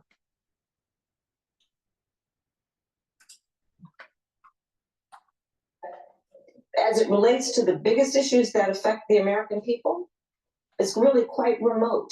And again, his policy was no different. Look at where we are, though. They Our plans for the American people, I'm offering a plan to deal with affordable housing. I'm offering a plan to deal with what we need to do to strengthen small businesses, which are the Her backbone. plan, all right, let's go into detail here. Her plan for affordable housing is to give them some sort of tax break of, I don't know, with $25,000, $50,000, whatever it is. All right. Now, if you're selling a house and you know that your buyer potentially is going to be using that as a tax break, don't you think that prices will go up? It's the same problem that we have with tuition in universities. Once the government is willing to back the loan at a higher rate, the universities jack up the tuition. It's very simple. The moment government stops underwriting these loans, the tuition at these universities are going to drop. So housing prices are going to elevate with her plan. Trump's plan is basically this: drill, baby, drill. So you're bringing down the cost of goods across the economy and have manufacturing, so you have economic clustering, so you have more GDP, which means that debt to GDP ratio goes down. Amazing how that works. And have less taxes, so you have more money in your pocket, so you're spending, which boosts up the GDP. And when you're boosting up the GDP and more people are, there's more activity in the economy is growing, and there's tax revenues that are coming in to pay down the debt that we have. That's his plan. That's his plan. How could she say he doesn't have a plan? Let's rewind the tape. And we're only 12 minutes and 42 seconds. She's a retard. American people, it's really quite remote. And again, his policy was no different. Look at where we are, though. Our plans for the American people, I'm offering a plan to deal with affordable housing. I'm offering a plan to deal with what we need to do to. Her plan for affordable housing is inflation. It's going to cause housing to go up. The cost of housing to go up. Trust me on that. Trust me, it will. Strengthen small businesses, which are the backbone of America's economy. I am offering a plan that is about taking care of young parents and giving them the support they need. My plans for the economy will strengthen the economy, as have been reviewed by 16 Nobel laureates, Goldman Sachs, Moody's, and recently the Wall Street Journal, which have all studied our plans and have indicated my plans for our economy would strengthen our economy, his would make them weaker, would ignite. No. What they said was her plan is inflationary. Trump's plan is more inflationary. That's what they said. And in addition, the thing is that they think it's siloed because they're overreacting on the tariff concept. And Trump goes into detail on Bloomberg when he was being interviewed on why tariffs work. And that is, it's a negotiating tool to bring manufacturing back to America. And oh, by the way, that's exactly what Reagan did with the automobile companies. He didn't want Japan sending automobiles made in Japan into the United States. He said, make your manufacturing in the United States and you can sell them in the United States, no problem. And hire people. Great. It's a win-win. It's a win-win for Toyota. It's the same thing that Trump's doing. But these globalists don't want you to do that, because these globalists are running on the page from Jack Walsh for MBAs, thinking that manufacturing should be outsourced to low-cost countries and the United States shouldn't be making anything. That's basically what they're saying. The problem is that the economic clustering starts to die off. And what happens, you're less vibrant. And you need innovation. And innovation happens when you're making things. When you're making stuff, cars, shoes, clothing, electronics, biotech, anything, pharmaceuticals, everything, anything and everything. you have the ability to take a look at the process and improve it. And there's the innovation. But if you outsource it, you don't have innovation in your country. So Trump's policy is actually holistically better off for the economy. Not this, not taking a page out of let's have more fucking globalism. Get real. Session by the middle of next year. Those are the facts. Why do you think more people say they trust him on the economy than they trust you? I think that because he ran a business. They ran a business, and oh, by the way, that first 2 years, you know, pre-COVID under Trump was actually really good.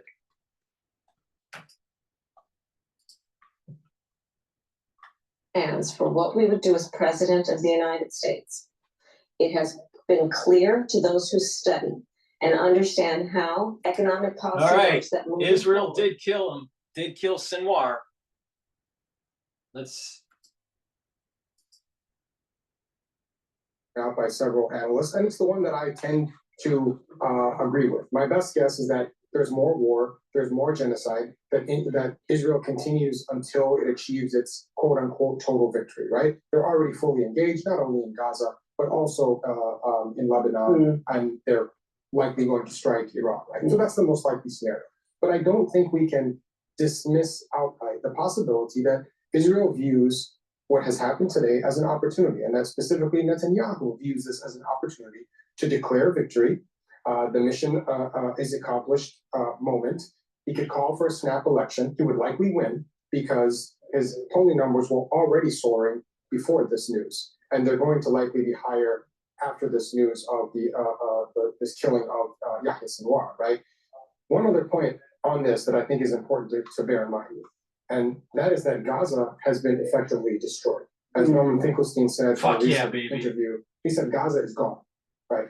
The UN put a report out 6 months ago now, saying that it would take 80 years to rebuild Gaza. It will take about 14 years just to remove the unexploded bombs. Just remember, it was the Biden and Harris administration that wanted to hogtie Netanyahu and his operations in Gaza. If they had their ceasefire months ago, this motherfucker wouldn't be dead. This is proof positive on why it's so important to get the job done. Then they will have already won, because they will already have achieved their ethnic cleansing, if not the entire Gaza Strip, and they will have achieved ethnically cleansing at least a significant portion of it. Keeping in mind that many Palestinians have already left. Estimates suggest that perhaps 200 to 300,000 Palestinians have already made their way out of Gaza. Difficult to blame them. Because they're exhausted, right? People are just wanting to survive. So based on that calculation, it's possible.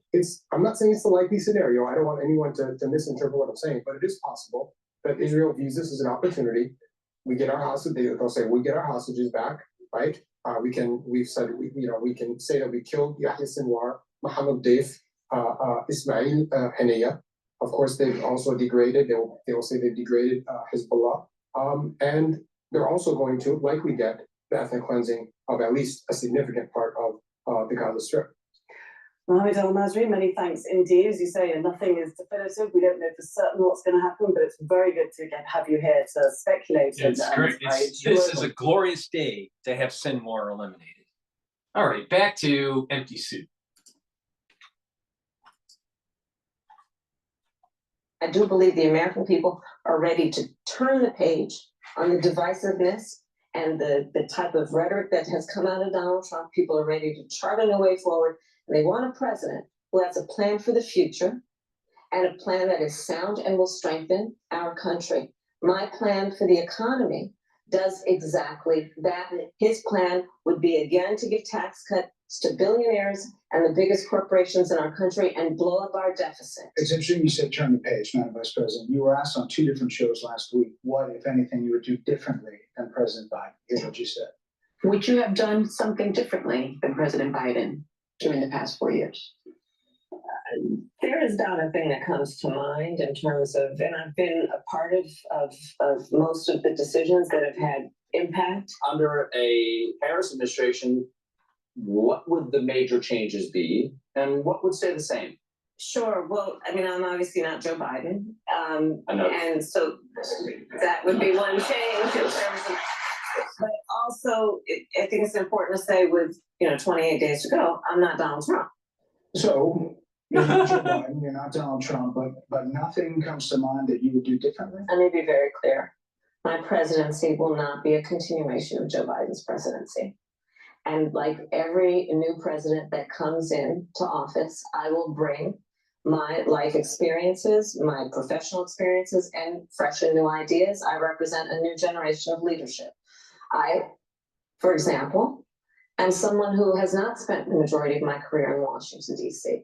I invite ideas, whether it be from the Republicans who are supporting me, who were just on stage with me minutes ago, and the business sector, and others who can contribute to the decisions that I make about, for example, my plan for increasing the supply of housing in America and bringing down the cost of housing, addressing the issue of small businesses, which is about working with the private sector to bring more capital and access to capital to our small business leaders, including my plan for $25,000 down payment assistance for first-time home buyers and for small businesses, extending the tax deduction from $5,000 to $50,000. We've heard a lot about those plans in the recent days. Your campaign slogan is a new way forward, and it's time to turn the page.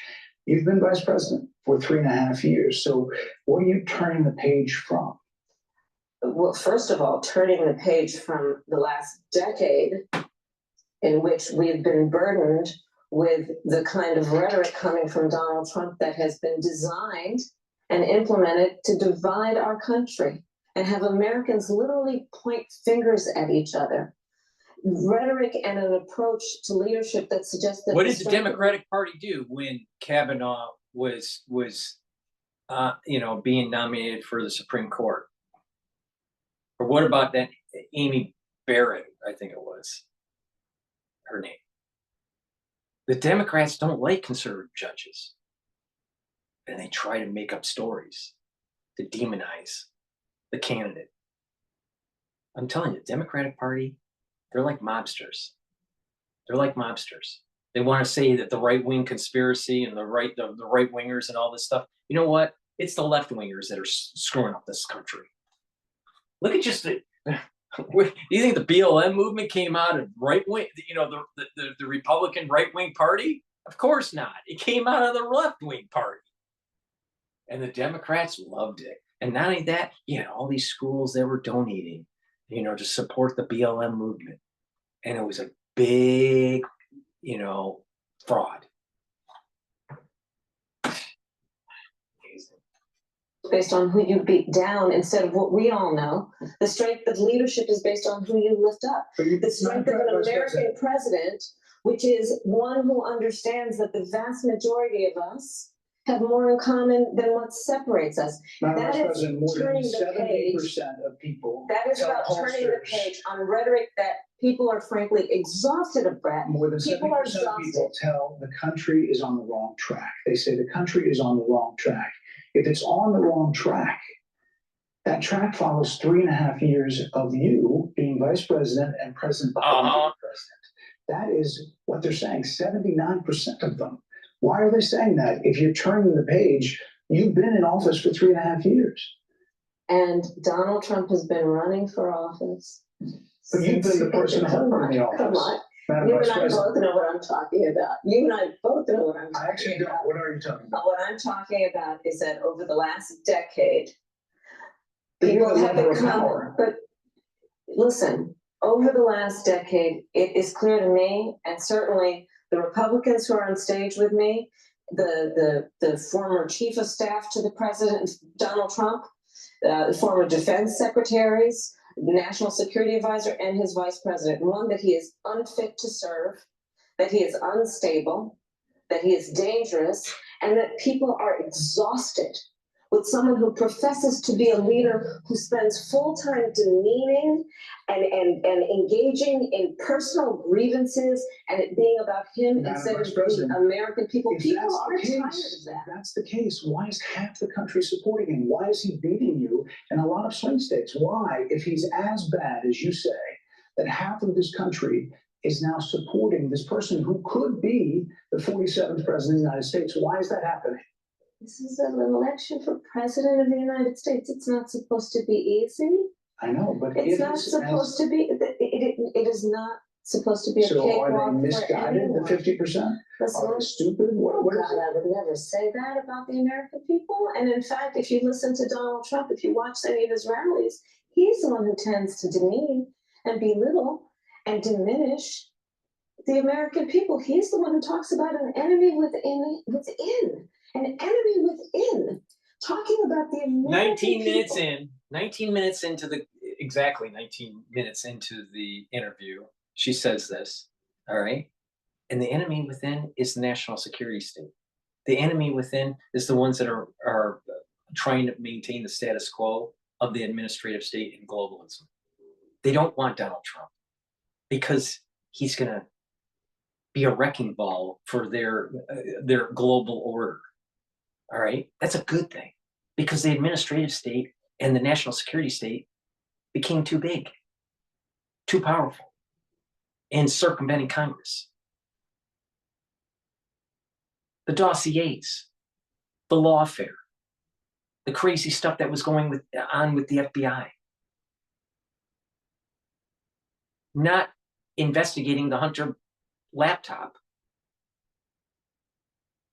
adequately in the last election. And so the FBI did election interference. So don't tell me that there isn't an enemy from within. There is. And not only that, there's text messages from FBI and congressmen and senators that were trying to go after Trump, you know, saying that he was an enemy from within. And he was some sort of, you know, stooge for, you know, the Russians.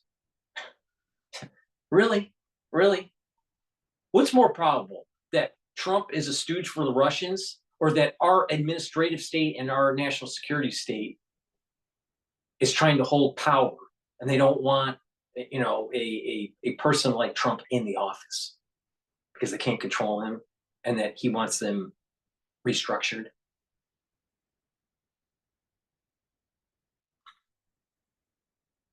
I mean, let's be honest here. That's the enemy from within is our national security state, our bloated administrative state. The enemy within is ones that are benefiting from globalization, but not the middleman. Start asking questions about, let's say, subsidies with farm subsidies. All right. And you're going to start noticing that a lot of those farm subsidies are helping big ag, not little ag, not little agriculture, not little farms, big farms, big corporation farms like Cargill.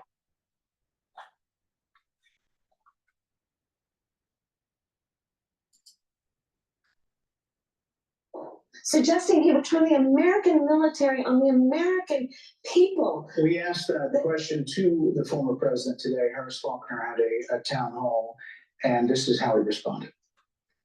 I heard about that. They were saying I was like threatening. I'm not threatening anybody. They're the ones doing the threatening. They do phony investigations. I've been investigated more than Alphonse Capone. He was the greatest man. No, it's true. We have a ticket. It's called weaponization of government. It's a terrible thing.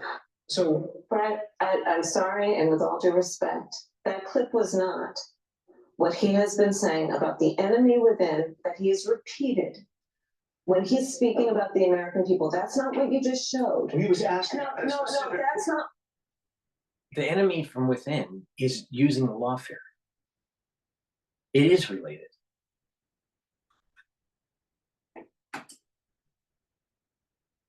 You just showed in all fairness and respect to you. The question that we asked. He didn't show that, and here's the bottom line. He has repeated it many times, and you and I both know that. And you and Maybe I they both would know- show the actual question before he answered if they had more time, because you show up on time, honey.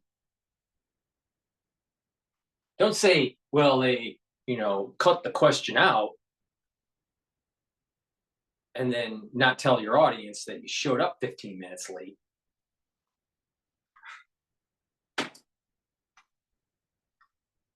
That he has talked about turning the American military on the American people. He has talked about going after people who are engaged in peaceful protest.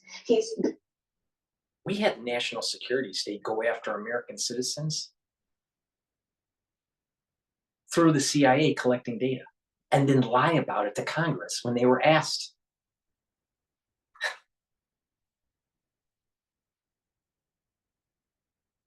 You think you think the national security state isn't weaponized against the American citizen? You're living in a dream world if you think that. The national security state has weaponized the system against the American citizen. And this is the whole point. The administrative state, the national security state, there are elements within it that are an enemy. Shit. There's a high probability that the CIA actually shot JFK. Or at least paid organizations to shoot him.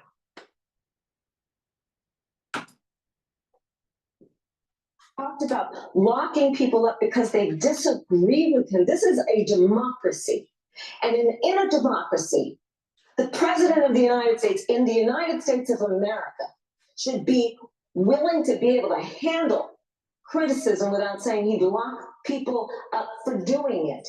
And this is what is at stake, which is why you have someone like the former chairman of the Joint Chiefs of Staff saying what Mark Milley has said about Donald Mark Milley and the chief justice or the chief of staff and some of the the brass, the Joint Chiefs, they're part of the administrative state. They're part of the national security state. This is the point I'm making. She's referencing people that are the enemy.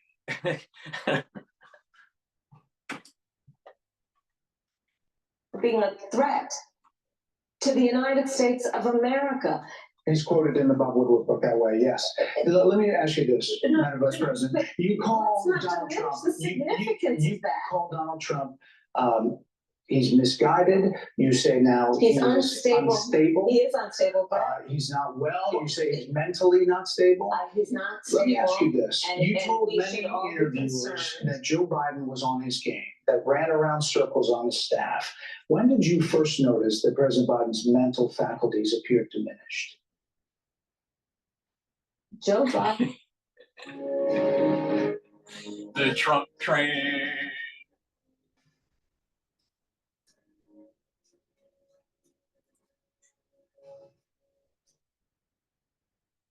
Joe Biden, I have watched from the Oval Office to the Situation Room, and he has the judgment and the experience to do exactly what he has done in making very important decisions on behalf of the American people. Joe Biden is not on ballot. I understand. And Donald Trump But is. you talked about it. And Donald Trump After George is. Clooney said within a few minutes of talking to President Biden at a Trump, fundraiser that he thought this was not the same Joe Biden that we saw on the debate stage. Donald Trump is on the ballot. I understand. You met with him at least once a week for 3.5 years. You didn't have any concerns?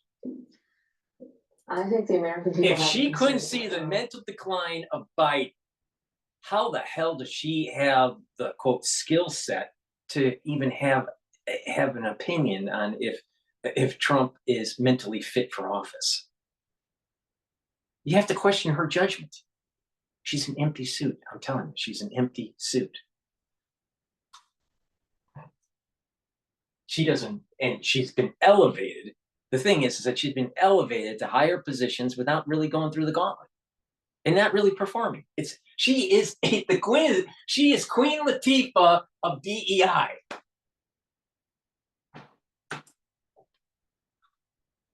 which is why the people who know him best, including leaders of our national security community, have all spoken out, even people who worked for him in the Oval Office, worked with him in the Situation Room, and have said he is unfit and dangerous and should never be president of the United States again, including his former vice president, which is why the job was open for him to choose another running mate.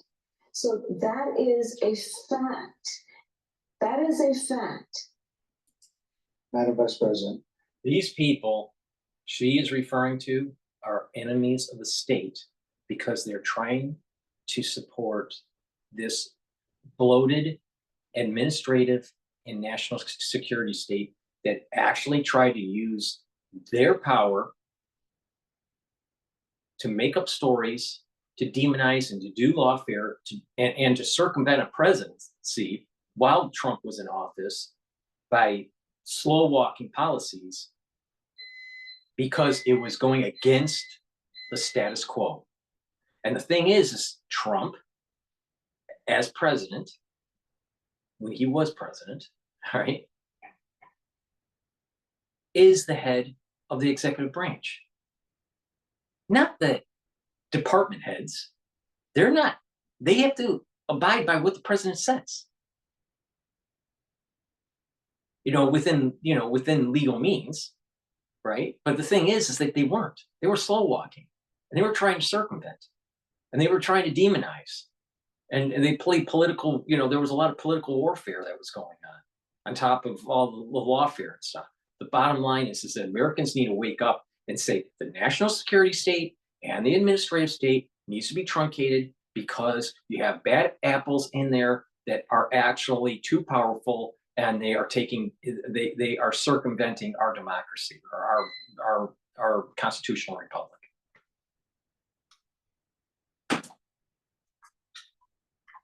Two more things. You were asked on 60 Minutes about the biggest threat that the world faces, that the U.S. faces. This is what you said. Which foreign country do you consider to be our greatest adversary? I think there's an obvious one in mind, which is Iran. Iran has American blood on their hands.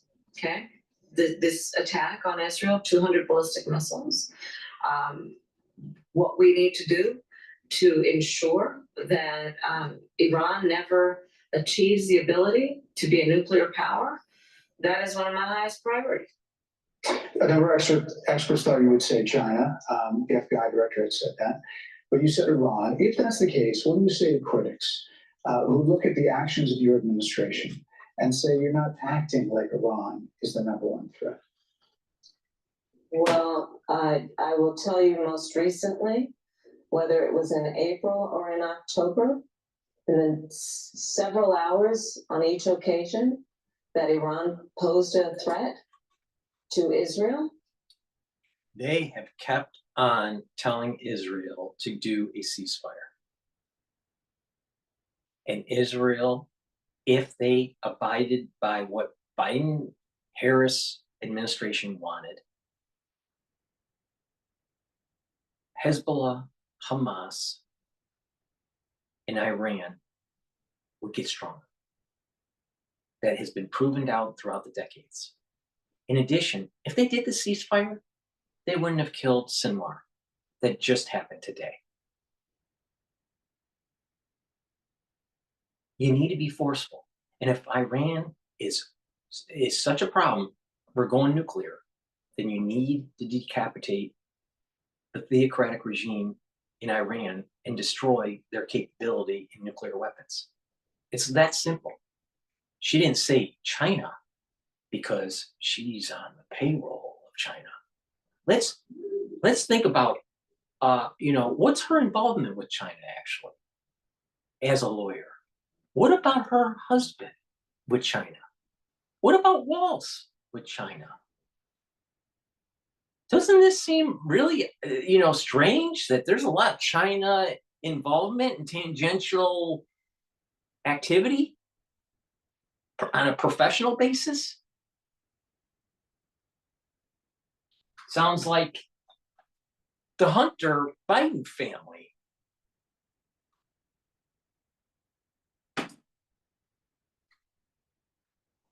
I was there.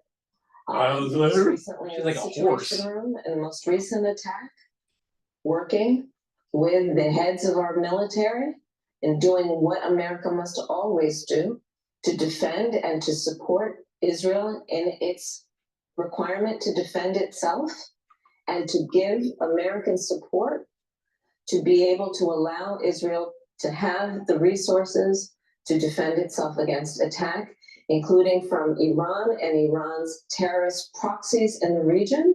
Right. And that But those is, proxies were and funded my by commitment to that is unyielding and unwavering. Critics just say that you either relaxed or failed to enforce sanctions on Iran, allowing all of this money to flow into Iran, like billions. Let's go back to Donald Trump, who pulled out of a deal that would have actually put But here are Iran in check. the estimates in And then it billions was during Donald Trump's that go administration towards that the Iran regime. that we had an American military base that was attacked, where American soldiers suffered traumatic brain injuries, and Donald Trump dismissed them as headaches. Not to mention how Donald Trump has all of this money has treated and has talked gone about in the America's past few military years. and military service people, Critics calling say that them it goes to suckers and Hezbollah, losers, Hamas, has diminished and who the we're talking significance. over each other. I Well, apologize. I would like that we would have a conversation that is grounded in full assessment of the facts, which includes, I think this interview is supposed to be about the choices that your viewers should be presented about this election, and the contrast is important. Yes, ma'am. And on the subject of Iran, I am offering what should be an important contrast that is presented for folks to make a And there decision are that critics they who feel. look at what the administration did and say and think differently. Madam Vice President, they're wrapping me very hard here. I hope you got to say what you wanted to say about Donald Trump. There are a lot of things There's more to say. I have there much more to are say, a lot of actually. things that people want to learn about you and your policies, and Yes. that's why we I invite invited you. everyone to go to kamalaharris.com, and you will see that I have 80 pages of policies that are quite comprehensive and should be accessible to anyone who would like to read them. And it includes what I intend to do about affordable housing, what I intend to do about small businesses, what I do. And that's why we invited you strengthen here, our economy, to see where you were in 2019 and where you are now. America's military, and ensure we have the most lethal and best fighting force in the world. Madam Vice President, And they're giving me a hard rap. well, I thank you for the time. I thank you for the It's time. good to meet you. Thank you very much. Thank you. Hey, Sean Hannity here. Hey, click here to subscribe. I don't think she did that well on that interview. All right. And Trump did much better with the Bloomberg interview. And it was a hostile interviewer that didn't like Trump. I think people were saying that Brett's not a Trump guy. He's kind of like an anti-Trump guy. All right. But she blew it on that interview. And I think that she's confirming everything that I've been saying for months, and that is she's an empty suit. Please go to my store, the-studio-reykjavik.com, and get the olive leaf extract. Olive leaf extract helps your immune system and your cardiovascular system. How? It brings down inflammation, and it also helps to lower your LDL levels and increase your HDL levels for your cholesterol. Vitamin B complex, really important for cellular metabolism. The first 5 B vitamins are really important for your mitochondria. It helps with the electron transport chain. Vitamin B complex also helps with your neurons. This is very important as you get older. You need to be taking vitamin B complex. Zeolite, very important to take to get rid of heavy metals, toxins, and chemicals out of your body. A lot of people don't realize, but just normal living, you're going to start to accumulate toxins, and you need to detoxify your body. Take zeolite every day. Take 2 drops underneath your tongue. Take it with filtered water and take it every day. Or some people will just detoxify their body maybe once or twice a year.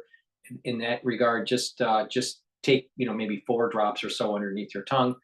Drink it with filtered water, and just use up the bottle. Then that way, each day you take 4 drops underneath your tongue. And little drops, just little drops, 4 little drops, and then throughout the throughout that time period, use up the bottle and do that once or twice a year.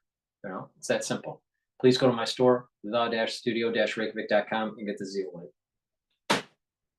Vitamin D3, very important for calcium absorption. It's a gene expression cofactor, really important for your cells. And oh, by the way, if your cell needs to go into apoptosis, especially because it's infected, vitamin D helps with that. Very important during the cold season and the 2020 aftershock.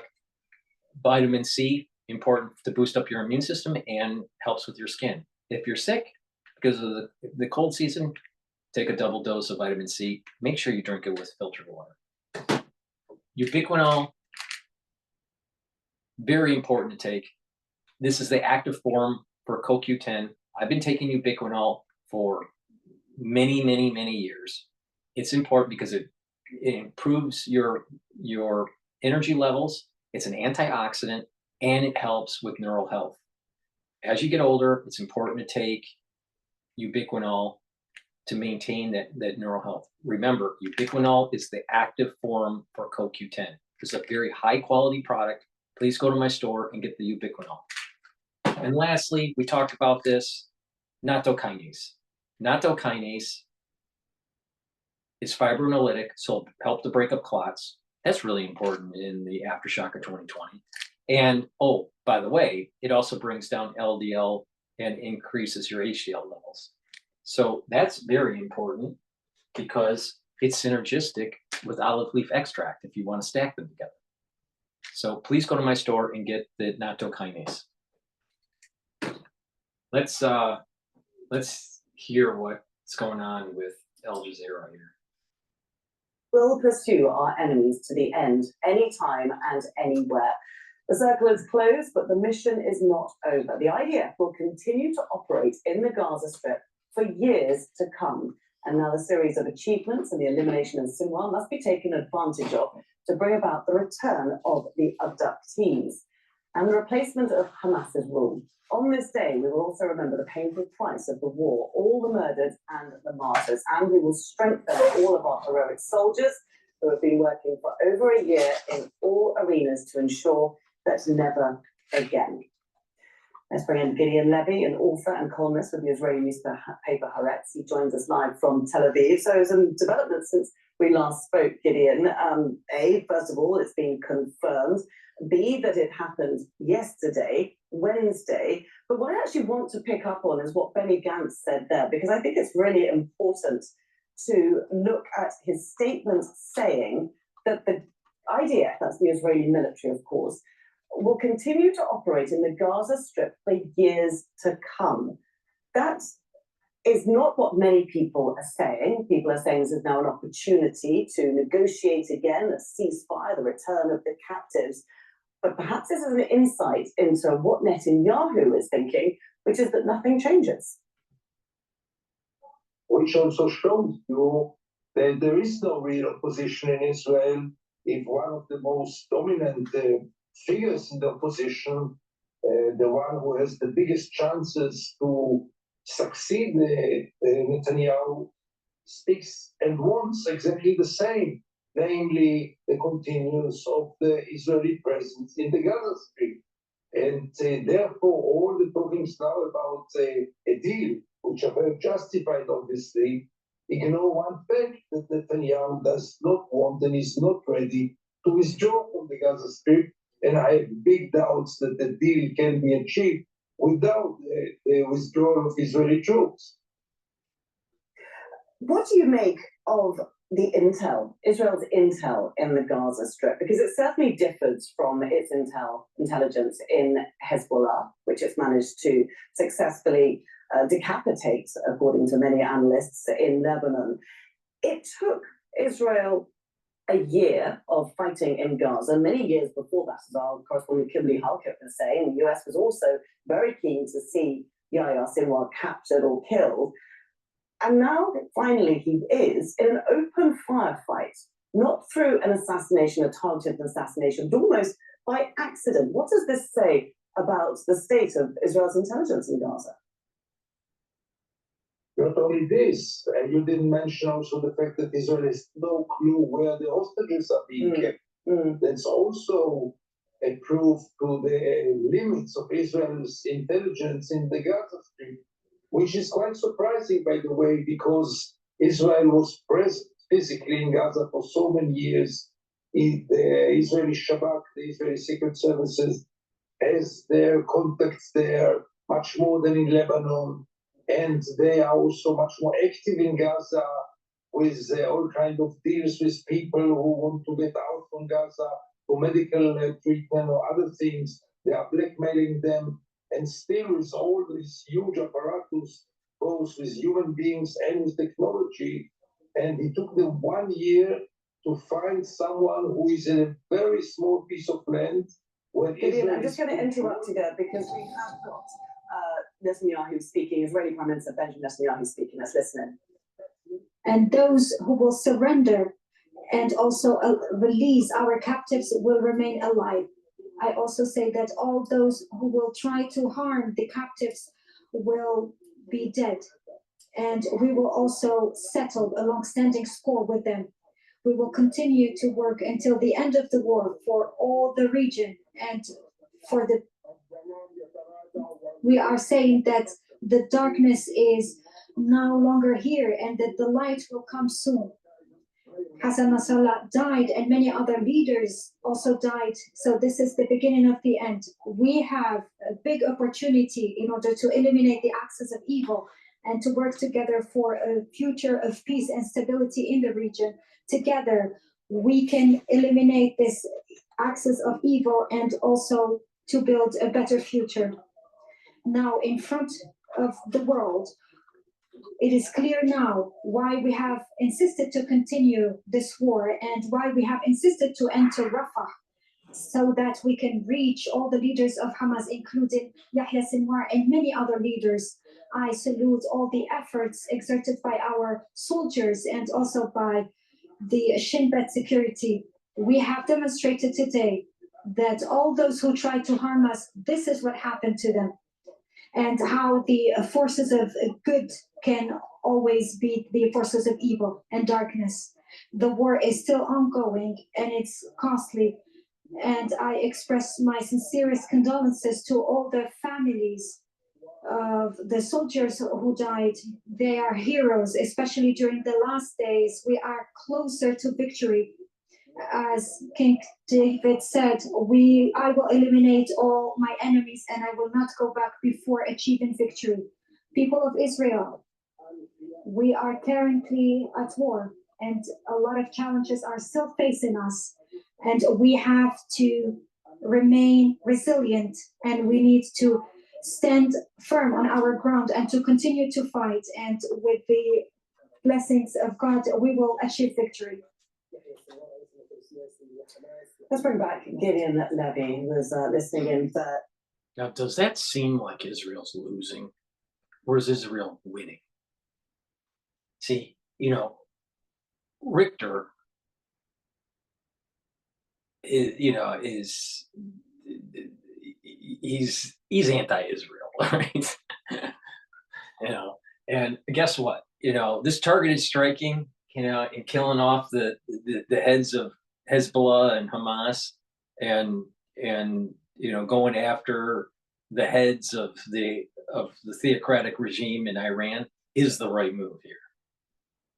This is getting the job done, and not to let up until the mission is accomplished and Iran is completely destroyed with that theocracy.